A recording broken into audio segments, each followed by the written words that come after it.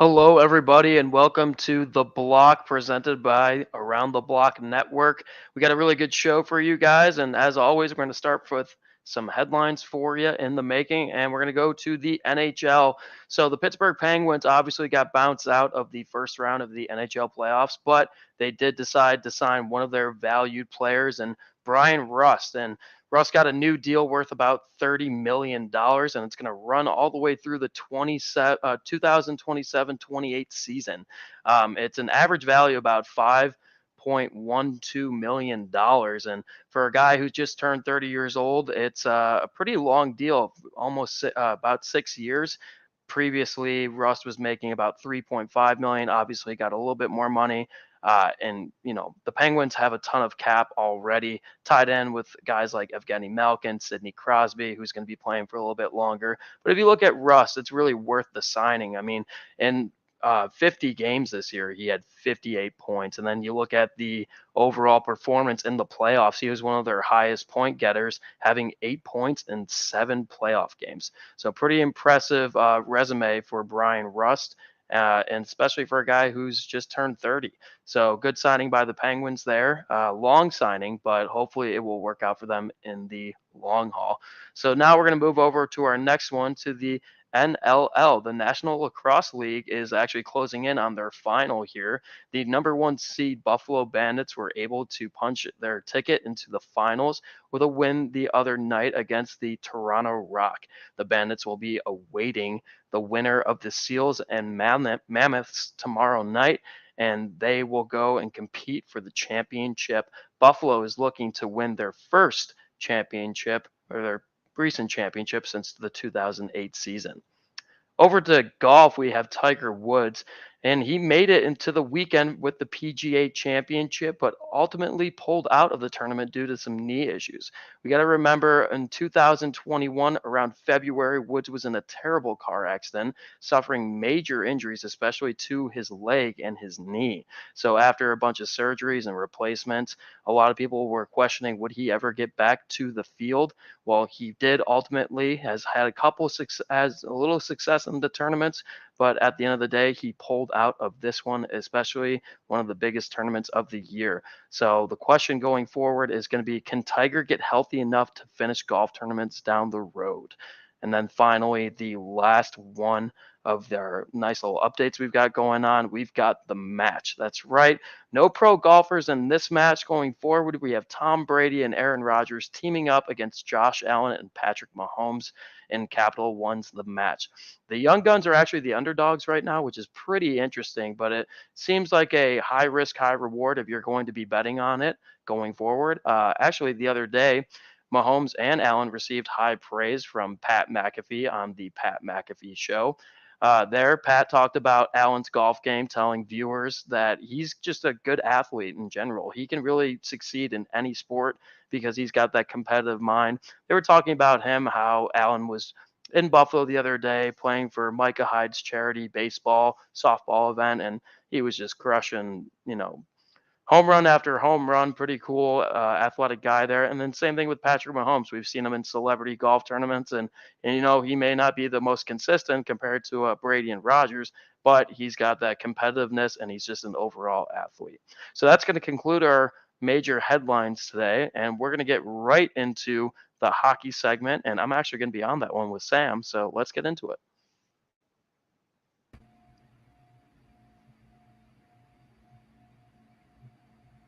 What is going on, buddy? Hey Matt, lots to talk about since last time we were on for sure. I seriously, and it's much needed though. I mean, we've got some serious series to talk about here. It's Some have been good, some have been bad. It's just that type of year when it comes down to the NHL playoffs. It's grind time.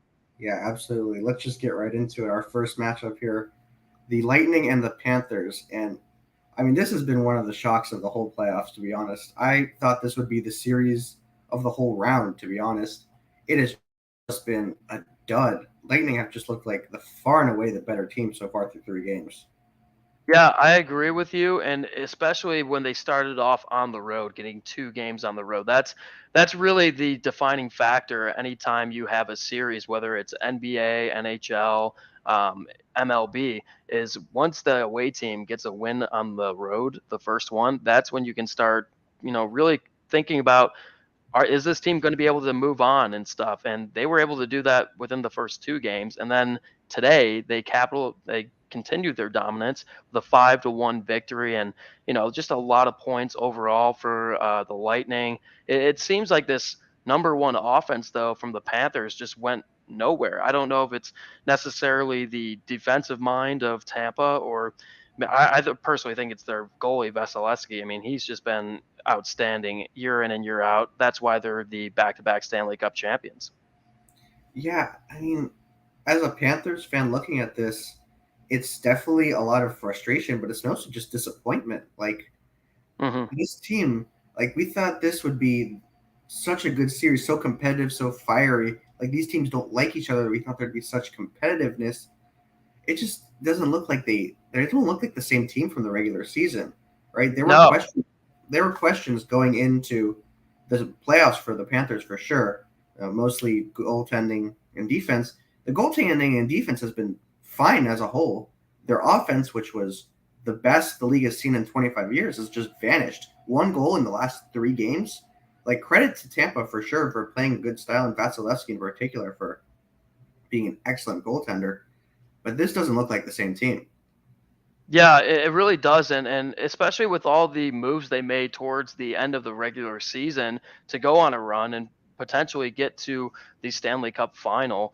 It just seems like they have too much talent to be struggling right now. I mean, you got guys like Sam Bennett, who was, pretty hot towards the end of the season. They actually honestly had the addition in Claude Giroux, who had a couple goals in the first series, which was great.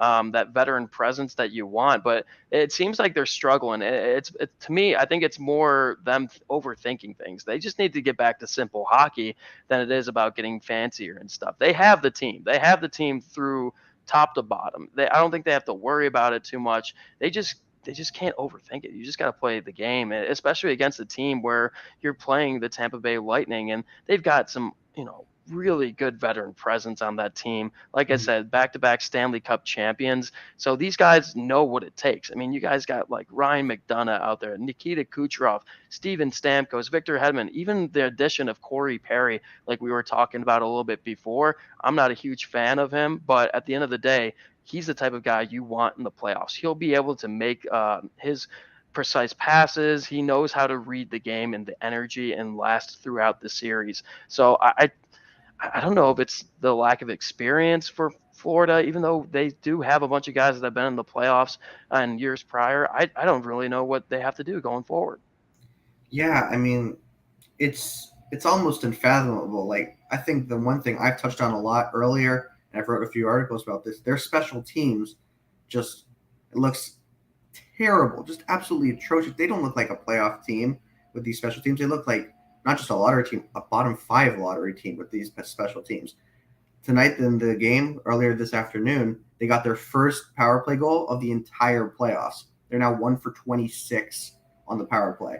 Yeah, you can't have that. You can't have that. It's too important at this time, especially when, like we were talking about, when you start off the series at home and you lose 2 in a row at home to start the series, and now you have to go on the road and hope to close out. They're in the sweep situation right now, and it's not looking good. Absolutely, and their penalty kill doesn't look much better. But final predictions from you: do you think the Panthers steal a game here? I think they'll steal a game. They won't be swept, but it's ultimately, I think Tampa will win the series in 5. I just, to me, they're just so smooth, and I think they do have that common core group that's been together for a while now, even before they won the cup. So I think going forward, they're going to be able to get through this round. Yeah, I think it's a sweep, to be honest. Just from what I've seen, Perry, their depth that I thought was lacking is not lacking. Yeah. I mean, Corey Perry's coming through. What's crazy too is like the reason why everybody was so excited for this matchup, besides what they did this season, was what happened last season. Absolutely. I mean, that was probably one of the best playoff series I've ever seen, and Yeah. nobody really anticipated that to happen last year. And my goodness, I mean, the amount of free hockey we got too, with like a little extra overtimes here and there, it was just beautiful to watch, and it was played exactly the way the game was designed, and just chills at when you watch that series last year. Unfortunately, it's just not going that way this year. Yeah, I mean, you hit it right on. I mean, that was a 6-game series last year, and the games were pretty close, but Panthers got better in the offseason on paper. It looked like throughout the year they got better, and then the playoffs had disappeared. It's a shame we were kind of robbed of this. Yeah. Well, obviously it's not looking good for them right now, but hey, they still got to play the games. We'll see what happens going forward, but yeah. As of right now, not looking too hot. No, definitely not. All right, next series is the Carolina Hurricanes and the New York Rangers. The Rangers now stole a game here. The series is now 2-1 in favor of Carolina. So this series, I think I've been pretty vocal. I think that the Rangers are a fluke. I don't think their team is very good. I think Igor Shesterkin is great, but besides that, I don't think they're real. I think they're lucky that they got out of last round with all the injuries Pittsburgh had. Do you think that they have a chance in this series, or do you think Carolina takes it easily? This is such a hard one for me, even though it shouldn't be, because the Hurricanes are the better team on paper throughout the board easily, in my opinion, especially from what they've been getting from their, bottom six, like a guy in Max Domi, who's like come out of nowhere after having a little troubles, being a traveling man for a little bit, but he's been a great addition and has performed in the playoffs pretty well.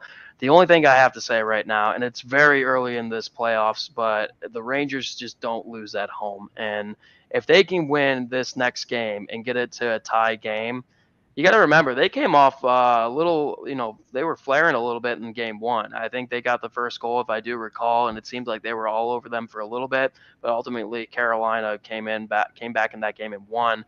I just Carolina's too good, but at the same time, I wouldn't be surprised if New York gets through on this one, or at least takes it the distance to 7 and loses in 7. Yeah, the question really is how much can Igor Shesterkin carry? The shots were 44-33 in favor of Carolina tonight. Yeah. I mean, it looks like Carolina was in control of that game for most of the way. I think it's just Igor Shesterkin. How much can he really carry? Tonight was a 43 save performance, as good as it really is. Well, and the other thing too for me, it's even though you have flashy guys on the Rangers like Zibanejad, Foss, Kreider, especially Kreider, the one thing I'm going to say is their goals usually are planned so well, and they have to be executed perfectly for them to go in. They never really do get those garbage goals, or like those like lucky bounces. I mean, as of recent, like a couple here and there. But it seems like they're a more, I don't know how to describe it. It seems like they're a preppy hockey team, in my opinion. Like, especially like Panarin too. I mean, he's the one that can maybe shoot from any angle and possibly get through, but he needs that perfect pass. They need, especially when they're on the power play too. It's not like they're ripping shots left and right. They really are patient, and I feel like sometimes that shoots them in the foot when they just gotta just go and put pucks on net. So it's kind of up in the air for me right now. I just like the speed a lot more, though, of Carolina. You know why they need such perfect place to score? Tell me. Because Chris Kreider is not actually that good. You watch all of his goals from this year, it's the same thing over and over again. A little dip out in front or coming in 2-on-1, easy tapping. Really nothing different. Don't get me started on his 50-goal campaign. Oh boy. Gosh. Okay. I'd love to see it next year. For sure. But I doubt it. For sure. To wrap it up, I really love Carolina as a hockey team, just as a theoretical hockey team. I know some of their players, like Tony DeAngelo, I don't think he's a particularly great person, but I love the way their team works. Just the depth, the defensive structure. I think they're just an excellent hockey team. I think they take this one probably in 5, to be honest with you. They steal the next one, then they go back home to that crowd. I think it's going to be tough for the Rangers. I don't see this. It will be tough. It'll be tough for them to get a 1 win on the road. But I do like the way they play at home. I think they really do feed off the crowd there. And obviously we know Madison Square Garden, probably one of the rowdier places to play when it's fully packed and everything's on the line. Yeah, tough place to play, Madison Square Garden. That's well documented. Do you have a prediction for the series? I'm going to go Hurricanes in 6. Hurricanes in 5. All right, next series is the Colorado Avalanche versus the St. Louis Blues. This series has actually been pretty good.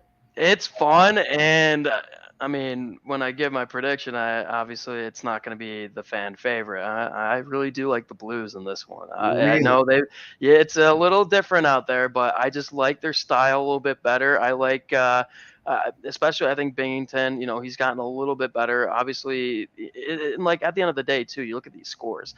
They're really close games until the last probably 5 minutes until one gets away, especially Colorado. Then they get a couple empty netters here and there.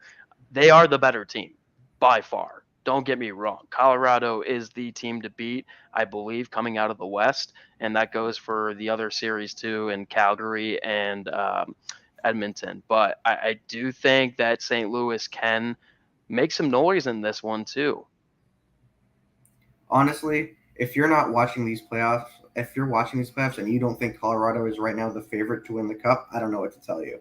Yeah, they are, like I said, without a doubt. They're the best team on paper and from the West. I don't know. I just got a little feeling maybe Gloria makes a little return here. I mean, the other day, obviously, they had a really bad loss 5-2. But they started getting their goals from their leaders, at least St. Louis is, with Ryan O'Reilly and Parenko and stuff. And I do like Binghamton's game, but obviously, how do you compete with Nazem Kadri, Helm, Landeskog, McKinnon, Makar? My goodness, you can't get enough of that kid. Makar, oh my God. It's amazing. He honestly, I mean, obviously, a lot of people talk about him, but who's the best defenseman in the NHL right now? Right now, I mean, give me top three. Top three. Victor Hedman, Roman Josi, Cale Makar. Yeah. Okay, I was about to say at least he's in your top three because I mean, he absolutely is, and he's so young. He might. That's what's crazy, dude. Is how young this kid is. He's 23 years old. Yeah, I mean, if my bold prediction might be he might be the best player in the NHL, maybe 4 or 5 years down the line. He could very well be, and if Colorado does get to the final and they end up winning a cup, could we see Makar winning Conn Smythe? Yeah. I mean, McKinnon, as great as he is, I don't think he's had the impact Cale Makar has. But back to the series. But anyways, back to the series. So obviously, starting out, the reason why I'm giving a little hope here for the Blues is because they split in that first 2 games in Colorado. That is a rowdy crowd too. Like I would say more rowdy than Madison Square Garden, without a doubt, especially when their team's doing well. And man, I think they're the fastest paced hockey team I've seen, and probably. Well, I mean, obviously it gets faster and faster each year, but probably the most noticeable, or very far from everybody else in probably about 5 years. And I know they always. The thing is, though, I mean, they've had this team for a while. Like this, you got McKinnon, you got Landeskog, and they've had it for a while. They just never get through. You know what I'm saying? And it's like they have the tough losses. Yeah, I know. So it's really why, though? Why does that happen? And for me, going forward, I think they have to win the next game, in my opinion, for there to be like no stress whatsoever. I feel like if St. Louis gets 2-2 here and they go into Colorado, they might start getting a little chills going again, a little nervous.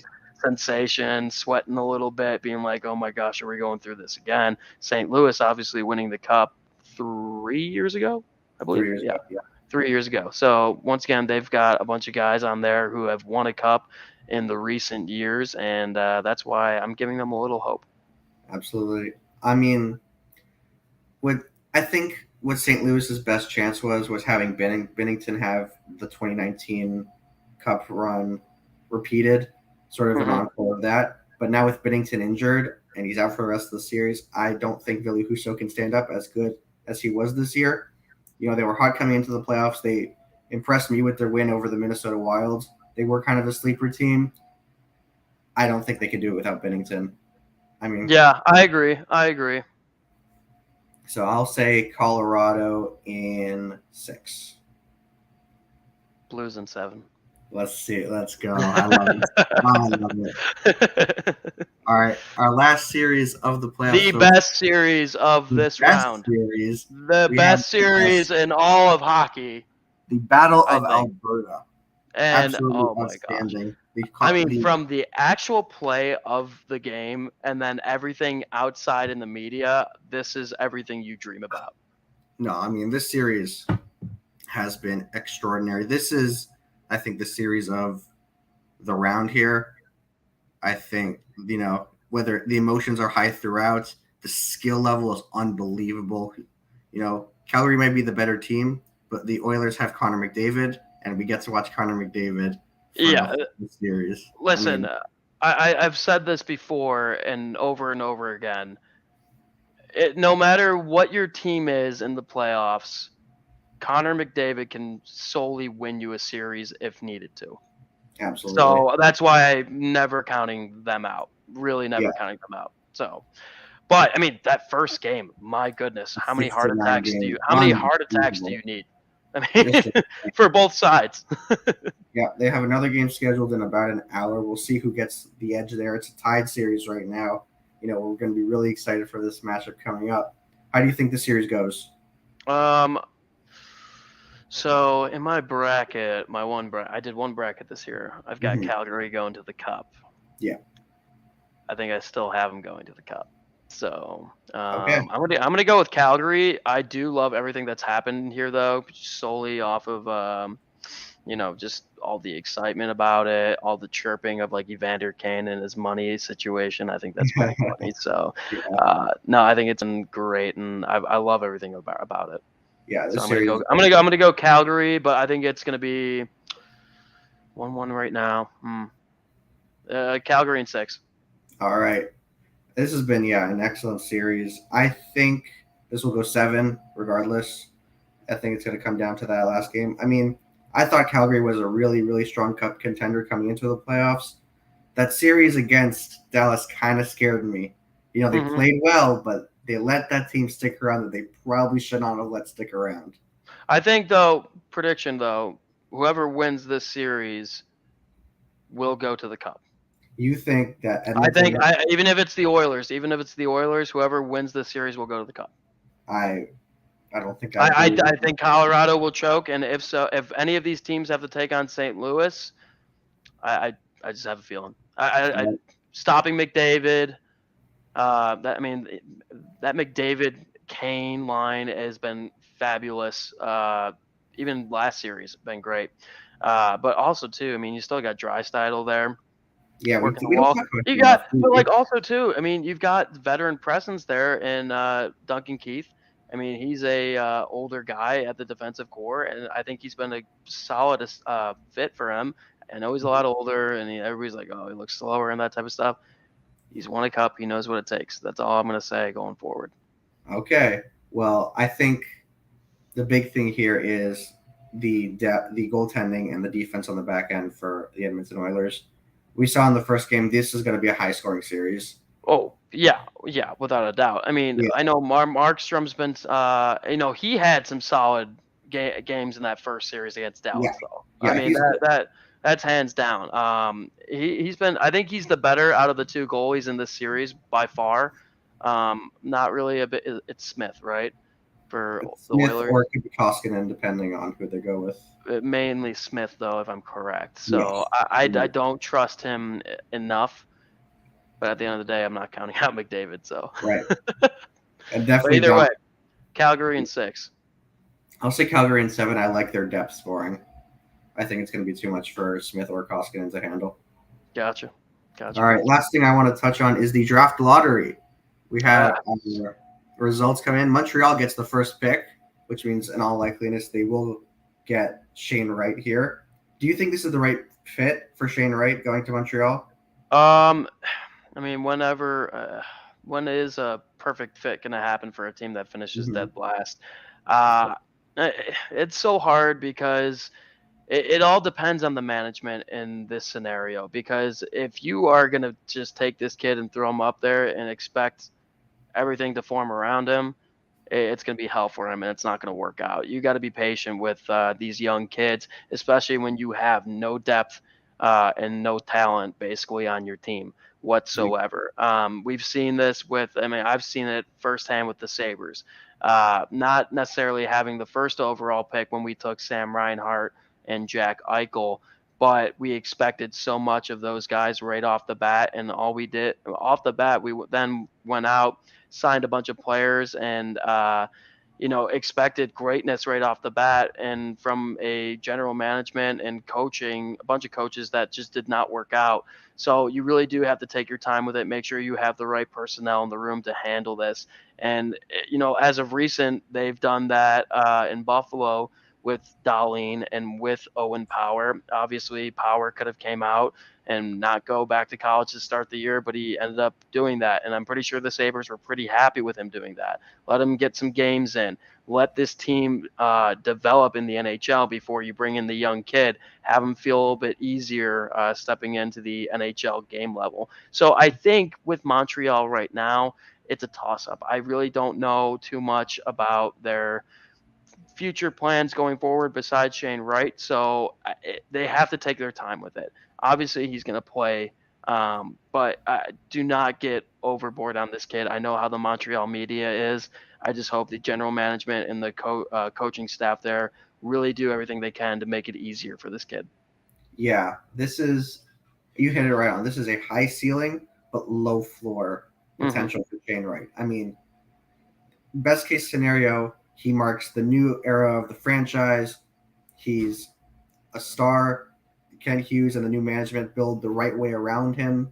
And it's a great story that he leads the storied franchise of Montreal out to great success in the future. Yeah. On the other hand, it could also be a disaster, right? Maybe he struggles at first. The Montreal media rips him apart. They can't they can't help him out with defense, with good wingers to put alongside him, and maybe he flames out in a couple of years. So for him, I hope it works out for him. I really do. I think he's extremely talented. He's one of those players that defensively is responsible. He's not just all offense. He's also got great defensive instincts and great skill. I think he has the potential to be a franchise number one center, without a doubt. Is Montreal the place to do it? I hope so. For him, but I'm not sold. Just because of how rough Montreal can be in the media. And the thing is, they don't have a team. They don't have a team. They don't have a team, exactly. They have no they don't even have track record of stability and a good culture right now. So that's what's concerning for me. And like I said, being firsthand watching this with the Sabres, seeing it go terribly wrong, the first, high picks, and then now getting better. It's all about culture. It's all about having a really good general manager, a good coach, and forming the team and making sure you have players that once they get on the ice, they're putting 110% in every single time they play. No guys who are like, I've been in the league for multiple years. I don't have to try on certain plays or anything like that. So, and you know what? A lot is going to say too, once he gets there, because if he's that mature guy who's already addressing these guys in the locker room saying, hey guys, I know my place. I know I'm the younger guy, but I'm trying to be a leader day one. That's the best thing that can happen after they select him. Yeah, absolutely. We'll see how he goes. What do you think about New Jersey bumping up? Good for New Jersey. I think New Jersey has a very nice future ahead of them, honestly. They do, but do you think it's fair? Fair? I mean, it's a lottery. I mean, I know it's a lottery, but it's like, my goodness, how many times have they moved up in the lottery the past 10 years? You're a Buffalo fan complaining about the draft lottery odds? No, I am straight up. Oh, I mean, we would have won it last year. We finished in last, so I mean, it don't matter.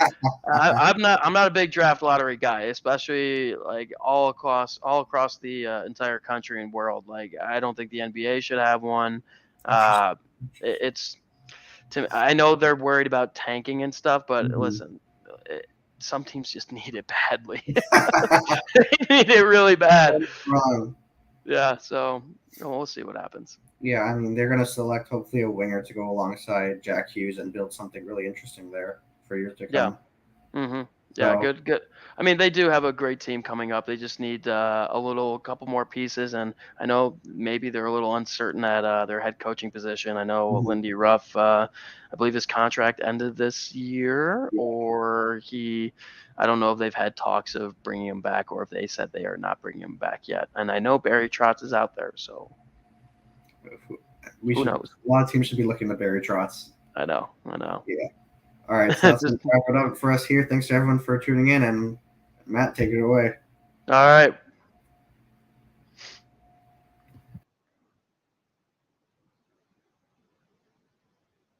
All right, little hockey talk right there. I'm going to do a nice little headline in between here. We've got the Preakness racing, horse racing, obviously, was underway this weekend, and the winner is early voting, and he takes the trophy over Epicenter. And he was placed second, but he was the main attraction, even for the Kentucky Derby. He was the favorite to win for both races going in, and just wasn't able to come through and win.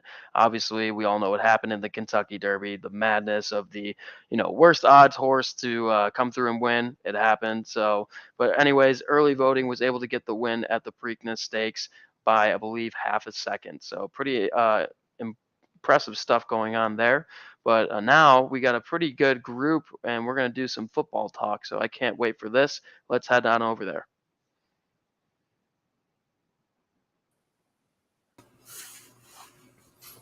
What's going on, fellas? How we doing? Another day of making memories and having a good time. Mm-hmm. Well, I mean, once again, we got some football going on here, and there's not a whole lot going on. So these segments today are going to be more, kind of the fan interaction with like the media of like what's going on, what are like the players doing for fun and stuff, and then we'll Yeah. do a little bit more serious talk. And I want to start it off with Tight End University. Obviously, we all know of this little beautiful school that has happened over the past couple of seasons with George Kittle and Greg Olsen, tight ends. And, it's just really funny every time this comes up because it seems like they're getting bigger and bigger each year. And I already know George Kittle was on the McAfee show the other day, and he was talking about some quarterbacks coming out to throw for the boys. And right off the bat, Kittle said that they got Trey Lance going out there to go throw him some balls. I didn't know. It seems like Jimmy Garoppolo is a little too busy, maybe doing some Gene commercials on the beach. So I don't know what's going on there, but also possibly Josh Allen might be joining them. So it seems like it's a pretty big thing. They keep improving every year. What are you guys' thoughts on the whole tight end university? I mean, I think it's a good thing. It's always nice to see these players be able to get out and hang out with each other and learn from each other. It makes the league better. It makes them better. I mean, for down the road too, you got these great players that are just continuing to get better. And even for guys like, especially like a guy like Dawson Knox for the Bills, like he's a young guy. He wants to go learn from these guys. So I think it's great. I think it's good they're getting some quarterbacks in there too, to kind of just get some reps with them, see what they're working with. Get some touches with some other tight ends. So I think it's amazing. I can't wait for the first tight end team up after these this camp goes on for like 4 or 5 years. Maybe we see like George Kittle and Dawson Knox team up somewhere, or Darren Waller and somebody else. Who knows? We know this happens in other sports. Basketball's got a lot of guys who hang out in the offseason and then end up teaming up. Most recently, Kyrie Irving, Kevin Durant. So I think it would be hilarious one day we look up and there's a 12 personnel set with like Darren Waller and George Kittle, and they're just wrecking the league. It'd be pretty wild. No, I think in general it's really cool, right? Because you get to see these players that are the best at what they do at a position that's been getting bigger and bigger in the NFL, especially the guys like Kittle and who can do everything. And getting those guys to work with some of the best in the position at their position is just going to make the league better, right? And I think I'd love to see it with more position groups. I know certain groups probably wouldn't work out too well together. Like maybe you don't want to get all the wide receivers together. That might be a little too much going on there. But, something like even like quarterbacks, right? Like imagine if there's a quarterback, camp that people went to where all the starters were pretty much there, right? It'd be crazy to see. So something like that with other positions I think will be cool. But regardless, this is the type of stuff that it's a positive thing for the NFL. It's a positive thing for the community because I know they do some charity down there with that as part of it. So really cool to see. Well, it's kind of like funny because it's a new day and age, and we're seeing these guys like get together with some of their rivals too to go Yeah. and work out together. And you really see how, like, I mean, at least for me back in the early 2000s and hearing about the stories of the 90s, I mean, if anybody's getting together to work out over the off season, it's the guys on the same team. Yeah. They're not really going to venture out and go and play with, maybe a rival, or now that they're getting quarterbacks that are actually in the league rather than guys who are just drafted. I believe they were already talking. There were a couple draft guys going down there too for this year. So I mean, it's kind of interesting just to see how much of a family the NFL is becoming, like just across the entire setting. Whether it's you're a tight end, NFL, or I'm sorry, a quarterback, everybody's just tying in together. And I think it's pretty interesting to see how close it's become. Maybe it's just because of how social media has, bumped up over the past 10, 15 years, but it's just another side. And if anything, it's another way for the NFL to make content and people like us to make content. So I Right. think it's Yeah. great. And if anything too, I mean, I remember watching those mic'd up days. You've got National Tight End Day. You got like George Kittle, like just having the time of his life. And then always after each and every game, the two tight ends find each other, and Yeah. they're like, "Hey, happy For National sure. Tight End Day." So I think it's great for the league. Yeah, I'm going to be interested to see, though, like you said, with getting quarterbacks, is there going to be a quarterback that goes there, starts practicing with the tight ends, like, hey, get this guy over here, bring him on our team because I really like playing with him. So, Hmm. I mean, we might see, like Tim said, with the tight ends getting together on a team, seeing if they create a combo. But it maybe a quarterback will want a tight end on his team or whatever it Yeah. is. So Maybe. it's going to be interesting to see how it develops throughout the years. If it becomes more than just tight end university, if it's more than that. But for now, I think it's great. It's better. It's good for the league, getting everybody better. So I like it. You know what I'm really interested to see with this? So a couple years ago, we have the franchise tag with Jimmy Graham, and he wants to be categorized as a wide receiver. Hmm. So this year, there was a lot of talk when Mike Gesicki got tagged about making him a wide receiver. Maybe he'd put in that grievance with the NFL. He ended up not doing that, but he certainly had a case because really he don't line up in line No. very much. He is a big slot. So I think the guy that's going to be impacted the most by this is Kyle Pitts, right? 5 years down the line, if Kyle Pitts gets tagged, is he going to come to the Falcons in the NFL and say, well, I'm a wide receiver because I don't really play in, and he does play in line a lot, but he's like the biggest example we can think of because he is such a hybrid and he's pretty slender. But if the NFL comes to that negotiation and they're like, hey, these are pictures of you at a thing called Tight End University. So you're going to be franchise tagged as a tight end and you're going to like it. Yeah. It's a huge difference financially. I think the is. difference, I mean, I was talking about like Mike Gesicki not even filing a grievance. Like there's no harm in filing it. And the No. bonus is he was going to make an additional almost $8 million. Especially now, like a couple years from now, with the wide receiver contracts now, and the fact it's based off the average of those top 5 salaries, like that's going to be a huge difference, even more so now than later, because the tight end contracts are not going to go up the same level the wide receiver contracts have. So that's definitely an interesting point. I always felt like the best way to do that is what percentage of your snaps come at inline tight end and what percentage don't, right? Because any other lineup, unless you're lined up in the backfield or something, like it's a fullback, it's going to be a wide receiver, at least esque lineup. That's what I've always felt they should go off of, just because it makes more sense that way. But obviously, the NFL is going to find ways to not, have to deal with that all the time. So, Yeah, I mean, I don't know, just kind of a fun, interesting topic to talk about yeah. because it breaks off into so many other different things. And the one thing I will mention before we switch over to the next one is, from what I've seen at like this university, is like it's just kind of a run through, and it's more Mhm. just like teaching than it actually is the physical play. So Yes. nobody has to worry. I mean, thank the Lord, hopefully nobody gets hurt. But Right. like at this point in time, it's like, oh, like if Josh Allen wants to go out there, I'm a Bills fan. If he wants to go out there and throw dimes, I know they're not actually, going to be in any harm whatsoever. And same with these Right. guys running routes. I mean, if anything, it's probably just the top guys just teaching what they do or expressing what their ritual is for each and every game. And maybe somebody picks up on something. So I think it's great for the league. And I think it's a good, nice little segment to start off with. But going into the next one, we've got actually a signing here. We've got Jadavian Clowny re-signing with the Browns. And so from what I heard is that there were many reports that a couple teams were interested in Clowney, but ultimately he wanted to stay in Cleveland, could have had more money. I don't know if I necessarily buy this because what has this guy done in the past couple of years? He always Yeah. gets hurt. He can't stay on the field. And I mean, 1 year for $11 million, I mean, it says a lot. I mean, obviously the Browns aren't really that interested in him. If they were, they would have locked him in for 2 to 3.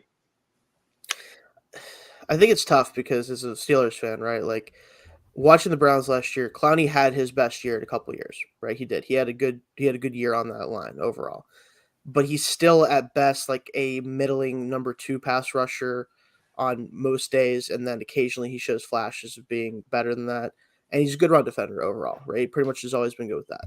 So it's a good move for the Browns to bring him back because you're probably starting Chase Winovich maybe if you don't start him or to bring him back, which he's an upgrade over him at least, I think. But it doesn't move the needle that much. And if there were teams offering him 14, 15 million, like I was saying, that would just be because they have nobody at edge and they want some upside. That's probably it. Yeah, I've said it a lot of times. I don't really like Jadav Clowney that much. I mean, he had 9 sacks last season. That was his best since 2018, and it just seems like he needs that other guy on the other side. Like he had J.J. Watt when he was in Houston, but when he went to Seattle, he only had 3 sacks because nobody else was really on the other side of him. I know in Tennessee he did get hurt, but last year then you got Myles Garrett on the other side of you. Like it makes things easier for him.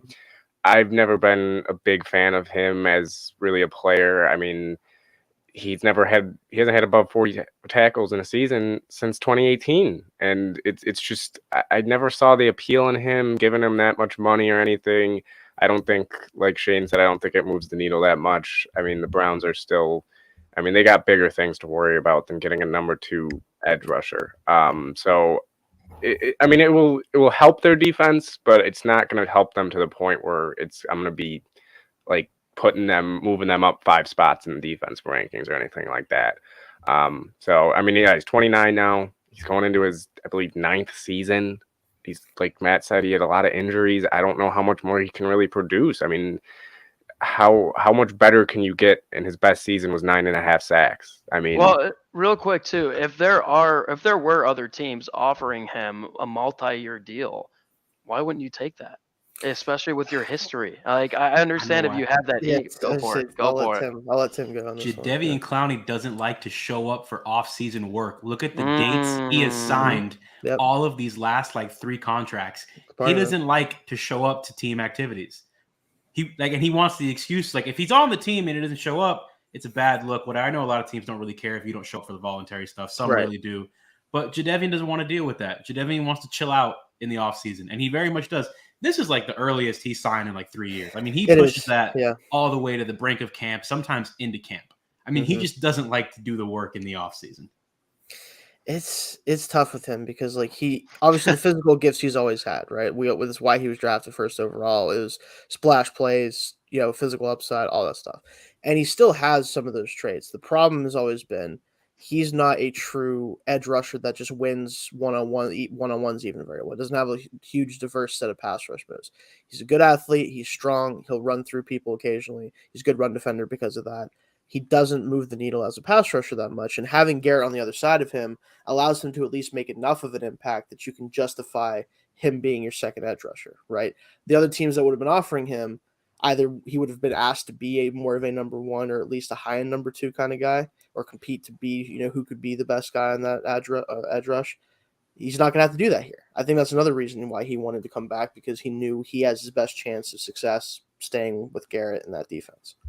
Yeah, it just seems to me that, I don't know, he just doesn't, like you said, he doesn't want to go to a team and have to worry about being a number 1. He only cares about, I'm going to a team that will help me get my next big contract, getting $10 million a year, $11 million a year. I mean, because I guarantee if he would have went to another team for even another year and been that number 1 guy, he doesn't get 10+ million, 11+ million. The only way he will get that much money next year is if he lines up across from Garrett and Garrett opens the thing up for him. So I've never been a huge fan of him. I thought even when he went number 1 a couple of years ago, I mean, he was great, but in college, but he just hasn't been able to produce that well in the NFL.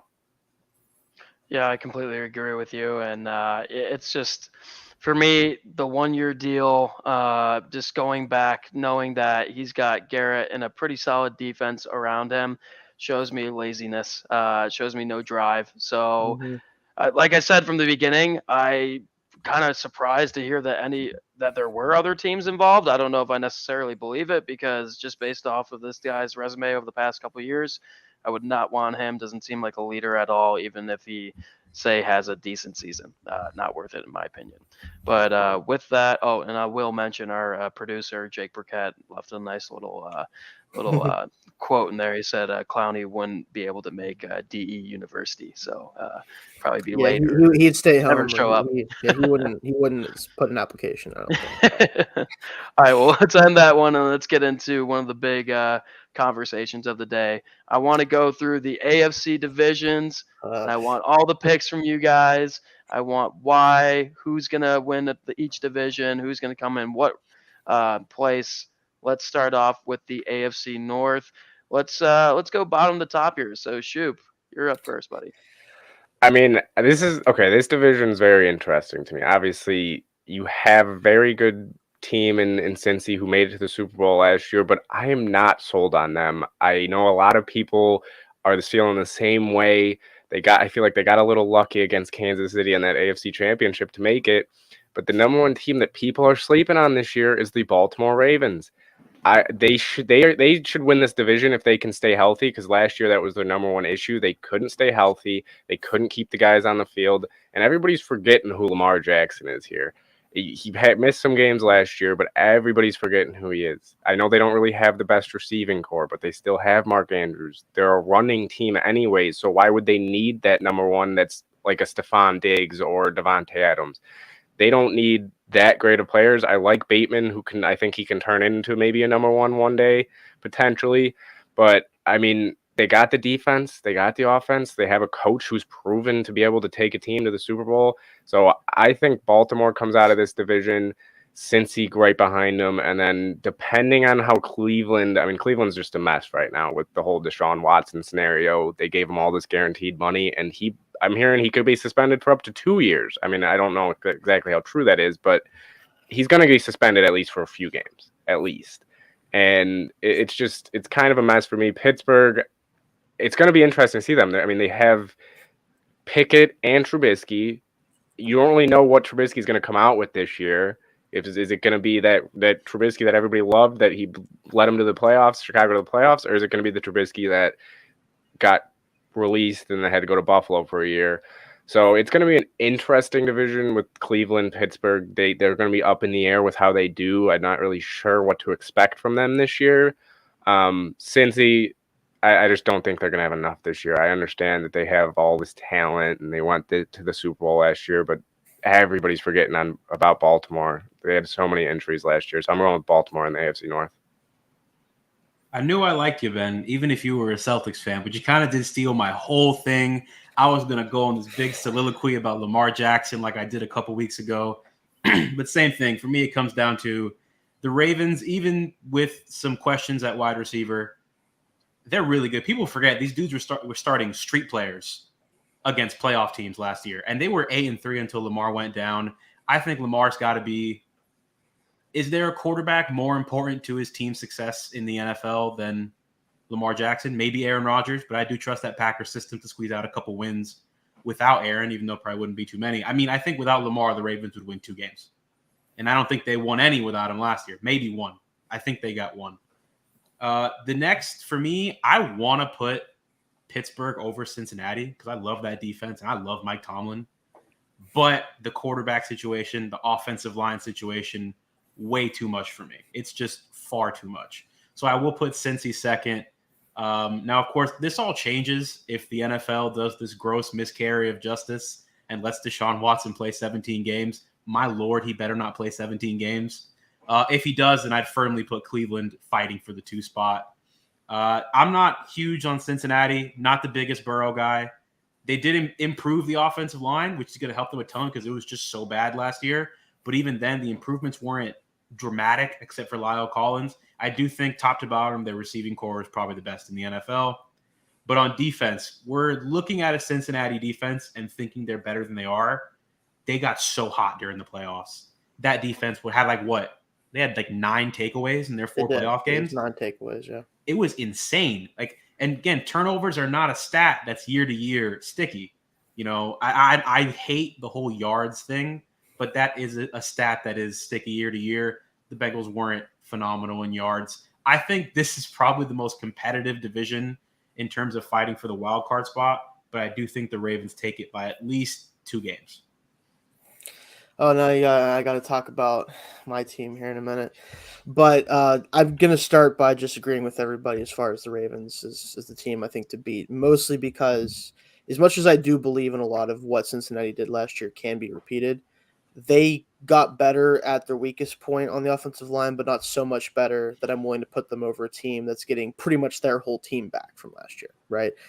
The Ravens' biggest problem, as we all know, is catastrophic levels of injuries. I mean, injuries that the Chargers were probably sitting there like, oh, man, I'm sorry. Even we can't handle this type of stuff. Like, it was unbelievable. Their entire running back room was gone before the season started, basically. Their cornerback room was decimated. Some of the most important positions on the field were gone most of the year. Like, it's crazy what they had to deal with. And they still won 9 games, I think it was, right? Like, the fact that they still managed to be competitive in a division that had the team that ultimately went on to the Super Bowl is hilarious to me when you think about it in hindsight. So they are the team that I think has the best collection of talent and also the coaching situation, right? Because Zach Taylor, I really didn't like him very much. I still am not a huge fan of him, but I think he at least proved enough where I understand why he might be there for a little bit longer now, regardless of what happens. But when you're looking at a team that's similarly talented overall, when you take everything into consideration, I'm going with the team with the better coach and the better system, which is what the Ravens have right now. Steelers, I'm torn on us right now because I think the defense is the best, maybe one of the best in the NFL, if not the best, right? From total collection of talent. And we're bringing back a lot of the guys that missed time last year that kind of made the defense fall apart a little bit in the run defense. But can the offense be even the 20th best offense, right? Because if we're the 20th-ish best offense or better, we're probably a playoff team. If we're anything worse than that, I don't think that the defense could carry us that hard. So they're kind of iffy for me. And then the Browns, we'll wait and see who their quarterback is for the first 6-8 weeks of the season. That's going to determine their season, honestly, whether they're competitive or out of it by week 11. So, yeah, I'm going to go and agree with all you guys and say that the Browns, it's a hitter. I mean, we don't know right now. It is so up in the air. So I'm going to put them at 4 just to begin with. But right. I mean, even if Deshaun does get in there, I don't know if they're good enough overall to beat up on their own division. And that's where we're going to see who wins this division is having these 4 teams face off against each other. Obviously, we have an MVP in Lamar Jackson.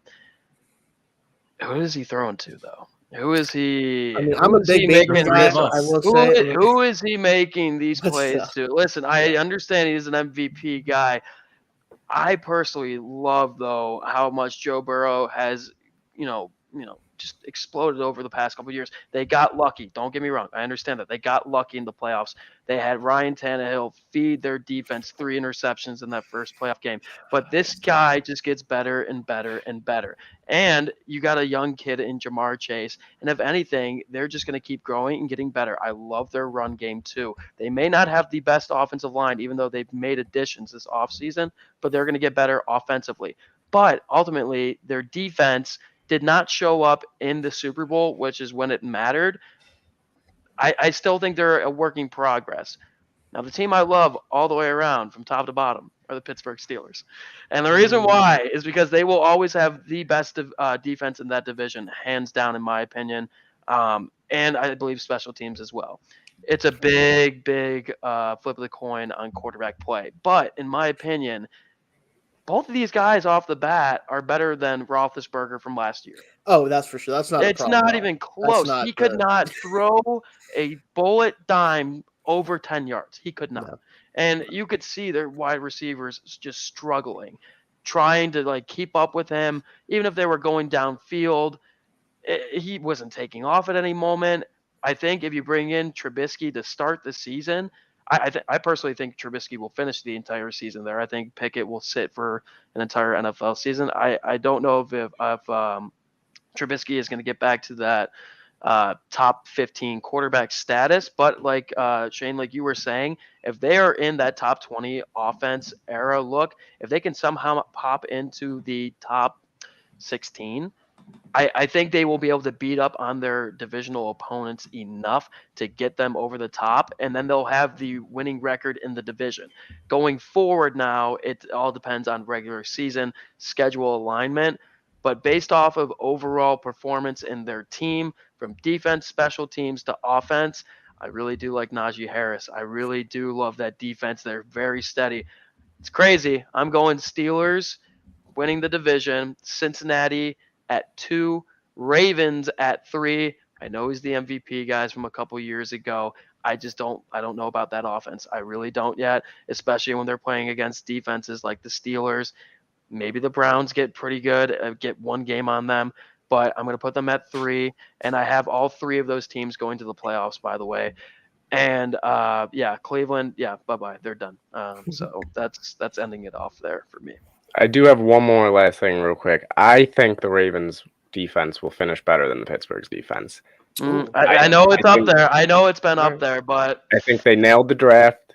I mean, you get Kyle Hamilton at 14. I mean, that's insane. And they always have a pretty good defense. They know how to stop the run. They got the corners. They got the safeties. I think it's going to be close. They do always have a pretty good defense, but usually Pittsburgh's is a little bit better. So that's why I'm going to go with them there. Yeah. So, I'm going to go with that there. You guys want to get into the next division? Yeah. All right, let's do it. We're going to go to my favorite division, the AFC East. Beautiful division because it's going to be a cakewalk for my Buffalo Bills. It's not even close, guys. Even though the Dolphins are I think the Dolphins are the second best team to make a run at the Bills by far. They don't have a quarterback. They don't have a guy that has, I would say, also the confidence too in being able to take over a game and stop a defense of the Buffalo Bills or be able to compete with Josh Allen. I know they got Tyreek Hill and all, but it's just not enough pieces. If anything, at the end of the day, it's not like, okay, you got to be able to stop the Dolphins. No, you got to be able to stop Josh Allen from the beginning. Like, he's going to put up at least 28 to 30-something points on them a game. So not even close there. I think the Patriots, too, are going to take a little regress. I think they had a nice little schedule last year. They were able to make it happen. I don't think they had a good draft at all. Free agency, nothing going on there either.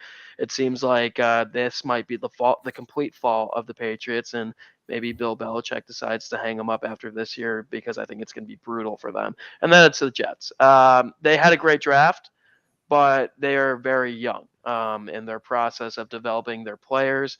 I'm not sold on their coach yet. I need to see another full season. At least 2 seasons for a head coach for me, especially when they start getting their own guys in there. That's when you start to know what a general manager and what a head coach is actually thinking and how they are executing. So, I mean, I'm not going to say that they're going to be right there in the future, but they're going to be in last place in the division this year. Yeah, I mean, I've said it multiple times. If the Bills lose this division, it will be the biggest division upset in a long, long time.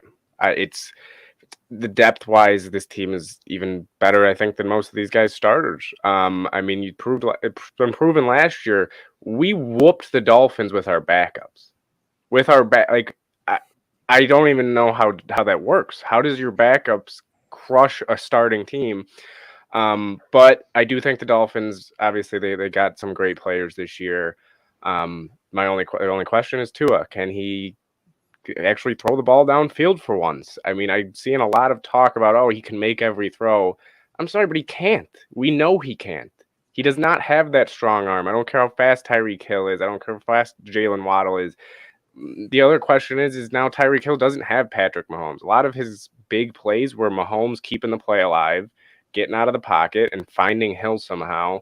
So the question is can both of them, Hill and Mahomes, how are they going to work without each other? And how is Hill going to go from Patrick Mahomes, an MVP Super Bowl caliber quarterback, to Tua, who, I mean, don't get me wrong, he's not one of the worst quarterbacks in the league. He's an average NFL quarterback, but he's never done anything to really impress me. So I do have the Dolphins coming in second. Third, I actually have the Jets. I do have the Jets coming in third. I like what they did this year. I really think that they'll make a jump this year. I don't think they'll be a bottom feeder anymore. I think a lot of people still have them as a bottom feeder, but I really don't think they will be a bottom feeder. And then in fourth, I do have the Patriots. I'm hearing a lot of talk about how their concerns with the offensive coaching and their game plan already, and it's not even it's May, and there's already a lot of controversy with the coaching, at least on the offensive side of the ball. So I don't really know what to expect from the Patriots. I'm not really scared of them, and then so that's my order.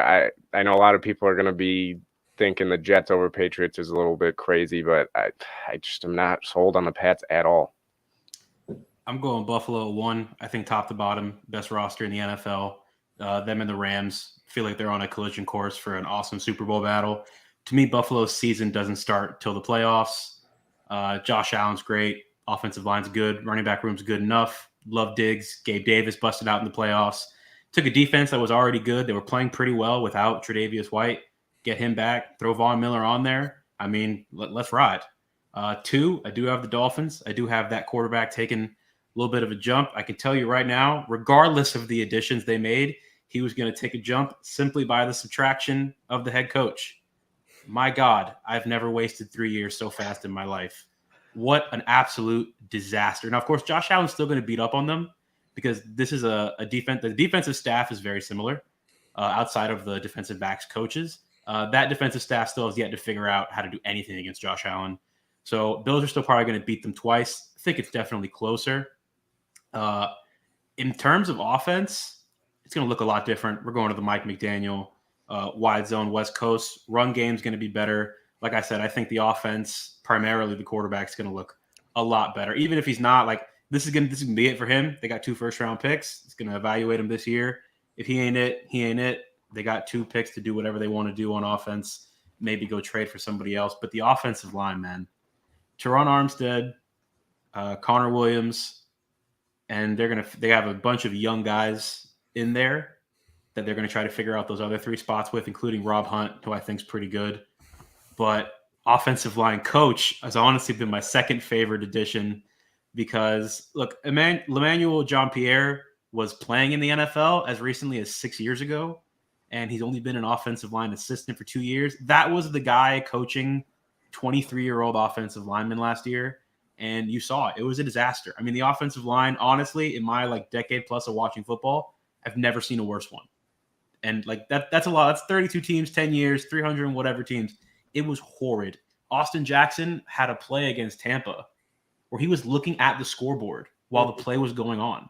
Jacoby Brissett was on the ground, and Austin Jackson has his hands on his hips looking at the play. I mean, it was a disaster. But that's a Brian Flores team. You know, I can go on an hour and 30-minute long rant about how Brian Flores was prepared to run this franchise into the ground.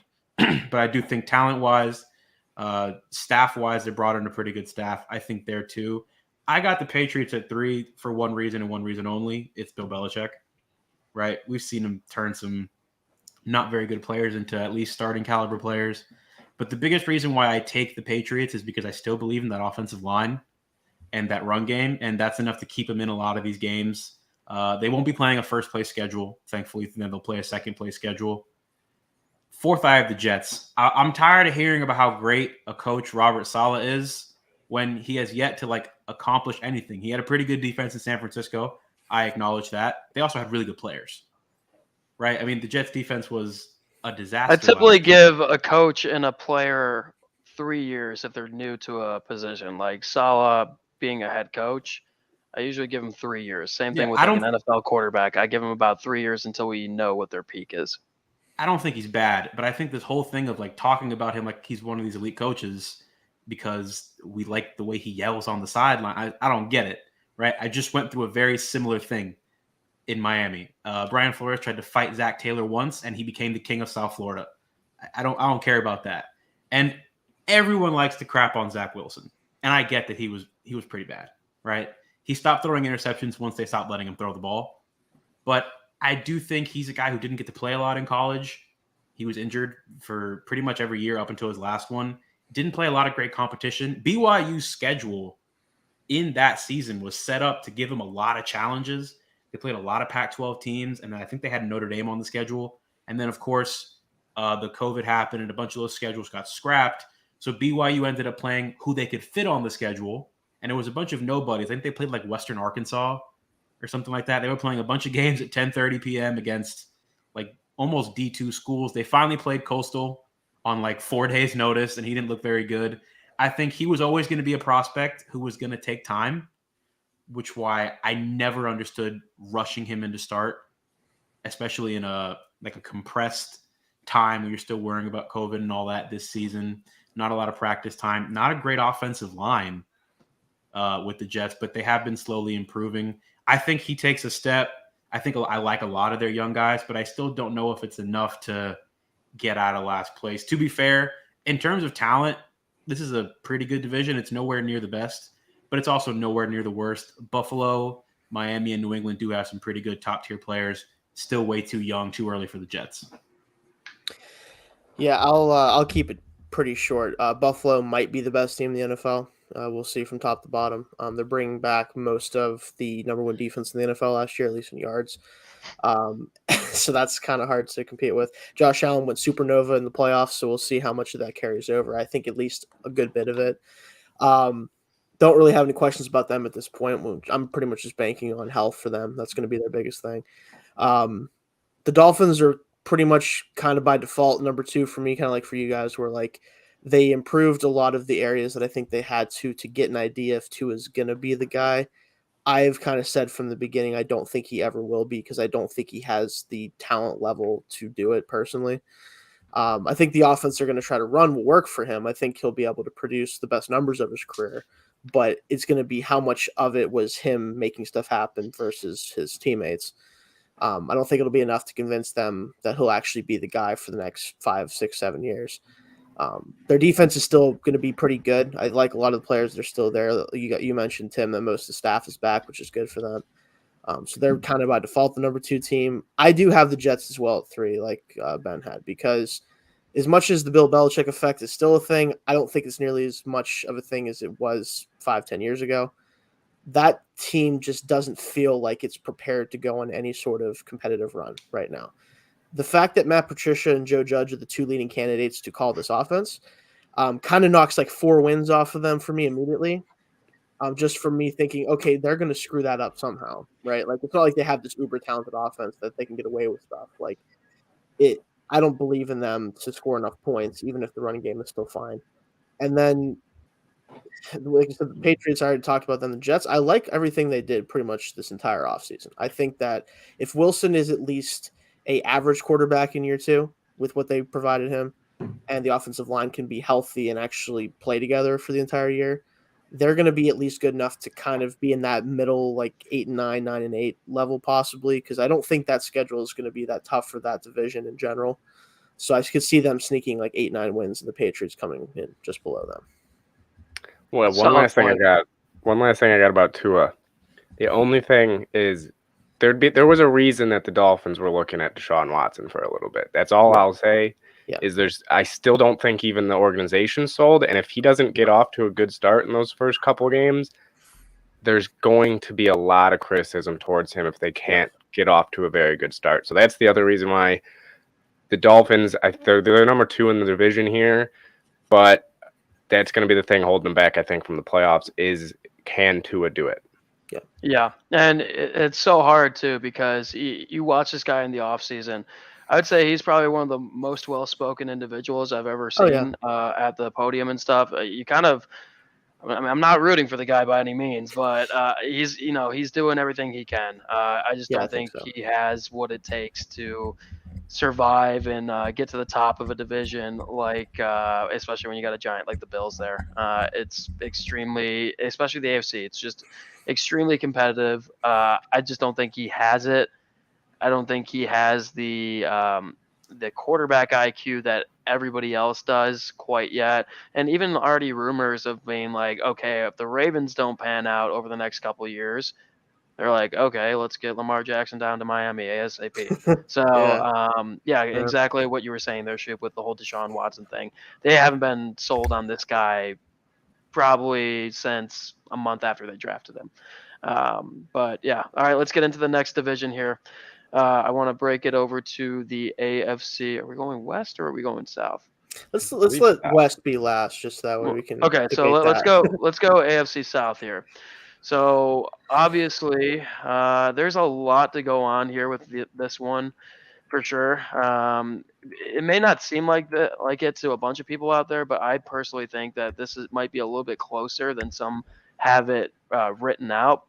And the reason why is because I don't think really any of these teams are that good anymore, especially the Tennessee Titans. I know they got Derrick Henry, but at the end of the day, they lost all their wide receivers. I don't think Robert Woods is quite good enough to be a solid number one. And now they have a feud with their starting quarterback at the moment. And it just seems like one of those types of teams that had a decent run, but they're slowly losing the culture and that family atmosphere. And I like the guys they've drafted though. I think Malik Willis is a pretty smart choice, especially with Tannehill getting up there in age going forward. But I think they've lost a lot on offense, and they've never really made an impact on defense enough for me to be like, okay, watch out for their defense. We have to plan for them. Then the next team I want to talk about real quick, Indianapolis Colts. I'm going to have them win the division. I think it's going to be easy for them to do so. You get a better quarterback in Matt Ryan this year, and then obviously you have that beautiful offensive line protecting him. It's going to be interesting to see how they decide to divide up the passing game versus the running game with Jonathan Taylor, just because I know Matt Ryan over the past, I would say like 10 years, he's always been in the at least top 8 in passing yards per season. So I think if anything, having a guy like Matt Ryan go to that team and have a quarterback or a head coach in Frank Reich, who was an ex-quarterback, I think this is going to work out great offensively. And I think they had the best defense in this division probably in the past like 5 years too. So I'm going to go Indianapolis at 1. I'm going to throw the Titans in at 2. Then I'm going to go to Jacksonville actually at 3. I don't think Houston's doing anything this year, guys. They really just have really nothing for me yet to push them over, but I think Jacksonville they spent a lot of money. Let's be real. They overpaid some guys, and I think it's going to be just enough to get them to like 5-11 or 5-12 now. So, and I think that's going to be a little bit more wins than the Houston Texans. Yeah, I'm going with the Colts as well. I mean, as long as Matt Ryan can play like a top 20 quarterback in the NFL, I believe they're a playoff team. I mean, you have Jonathan Taylor, who's one of the best running backs in the league. There's not really much question for me on who's going to win the division. It's just going to be more on who's fighting for second. I think Tennessee will come in second, but I don't think it will be by as much as people think. I think Jacksonville might be able to give them a run for second place in that division. Real quick, do you have Tennessee missing the playoffs? Because I do. Yes, yeah. Okay, oh yeah. Cool. I mean, you have Derrick Henry still, but again, he's a running back getting older, coming off an injury. You lose your number one receiver in AJ Brown, and you lose Julio, and I don't really know where they're going there. And you got the Tannehill stuff on the side off the field. So Tennessee, I do have them missing the playoffs. And then Jacksonville, I think it will be a push for them. I really think Trevor Lawrence can take a pretty good jump this year again. I like some of the things they did, even though I do think they overspent on a lot of their guys again. They're still good players. They're still going to make the team better. So I have Jacksonville coming in third. And then Houston, I'm not going to slander Davis Mills, because Davis Mills you can't really hate the guy, but he doesn't have anything around him. He doesn't have anybody else. No, he doesn't. So Houston might be the worst team in the league this year, depending on if Davis Mills can prove himself to be at least a decent starting quarterback. Even above if he's average decent, they might not get wins though. It's as simple as that. So yeah, even if he's decent, I don't know if they even win 4 games. You might get a glorified day like who was it, Mike White in the beginning of the year for the Jets. Yeah. So I mean, it's going to be a pretty easy division for me. I don't think any of these guys make it out of the first round of the playoffs, though. I think even Indianapolis going into the playoffs won't get out of the first round. So yeah, that's a pretty easy division for me. I got Indy, then Tennessee, then Jacksonville, then Houston. Colts by a mile. I mean, I don't think the Colts are that good. Again, I think they're a first-round exit team. I think maybe at home they could win a playoff game, but again, Lucas Oil doesn't really like this home field advantage. It's a dome. Everyone in the AFC is going to want to go to a dome in January.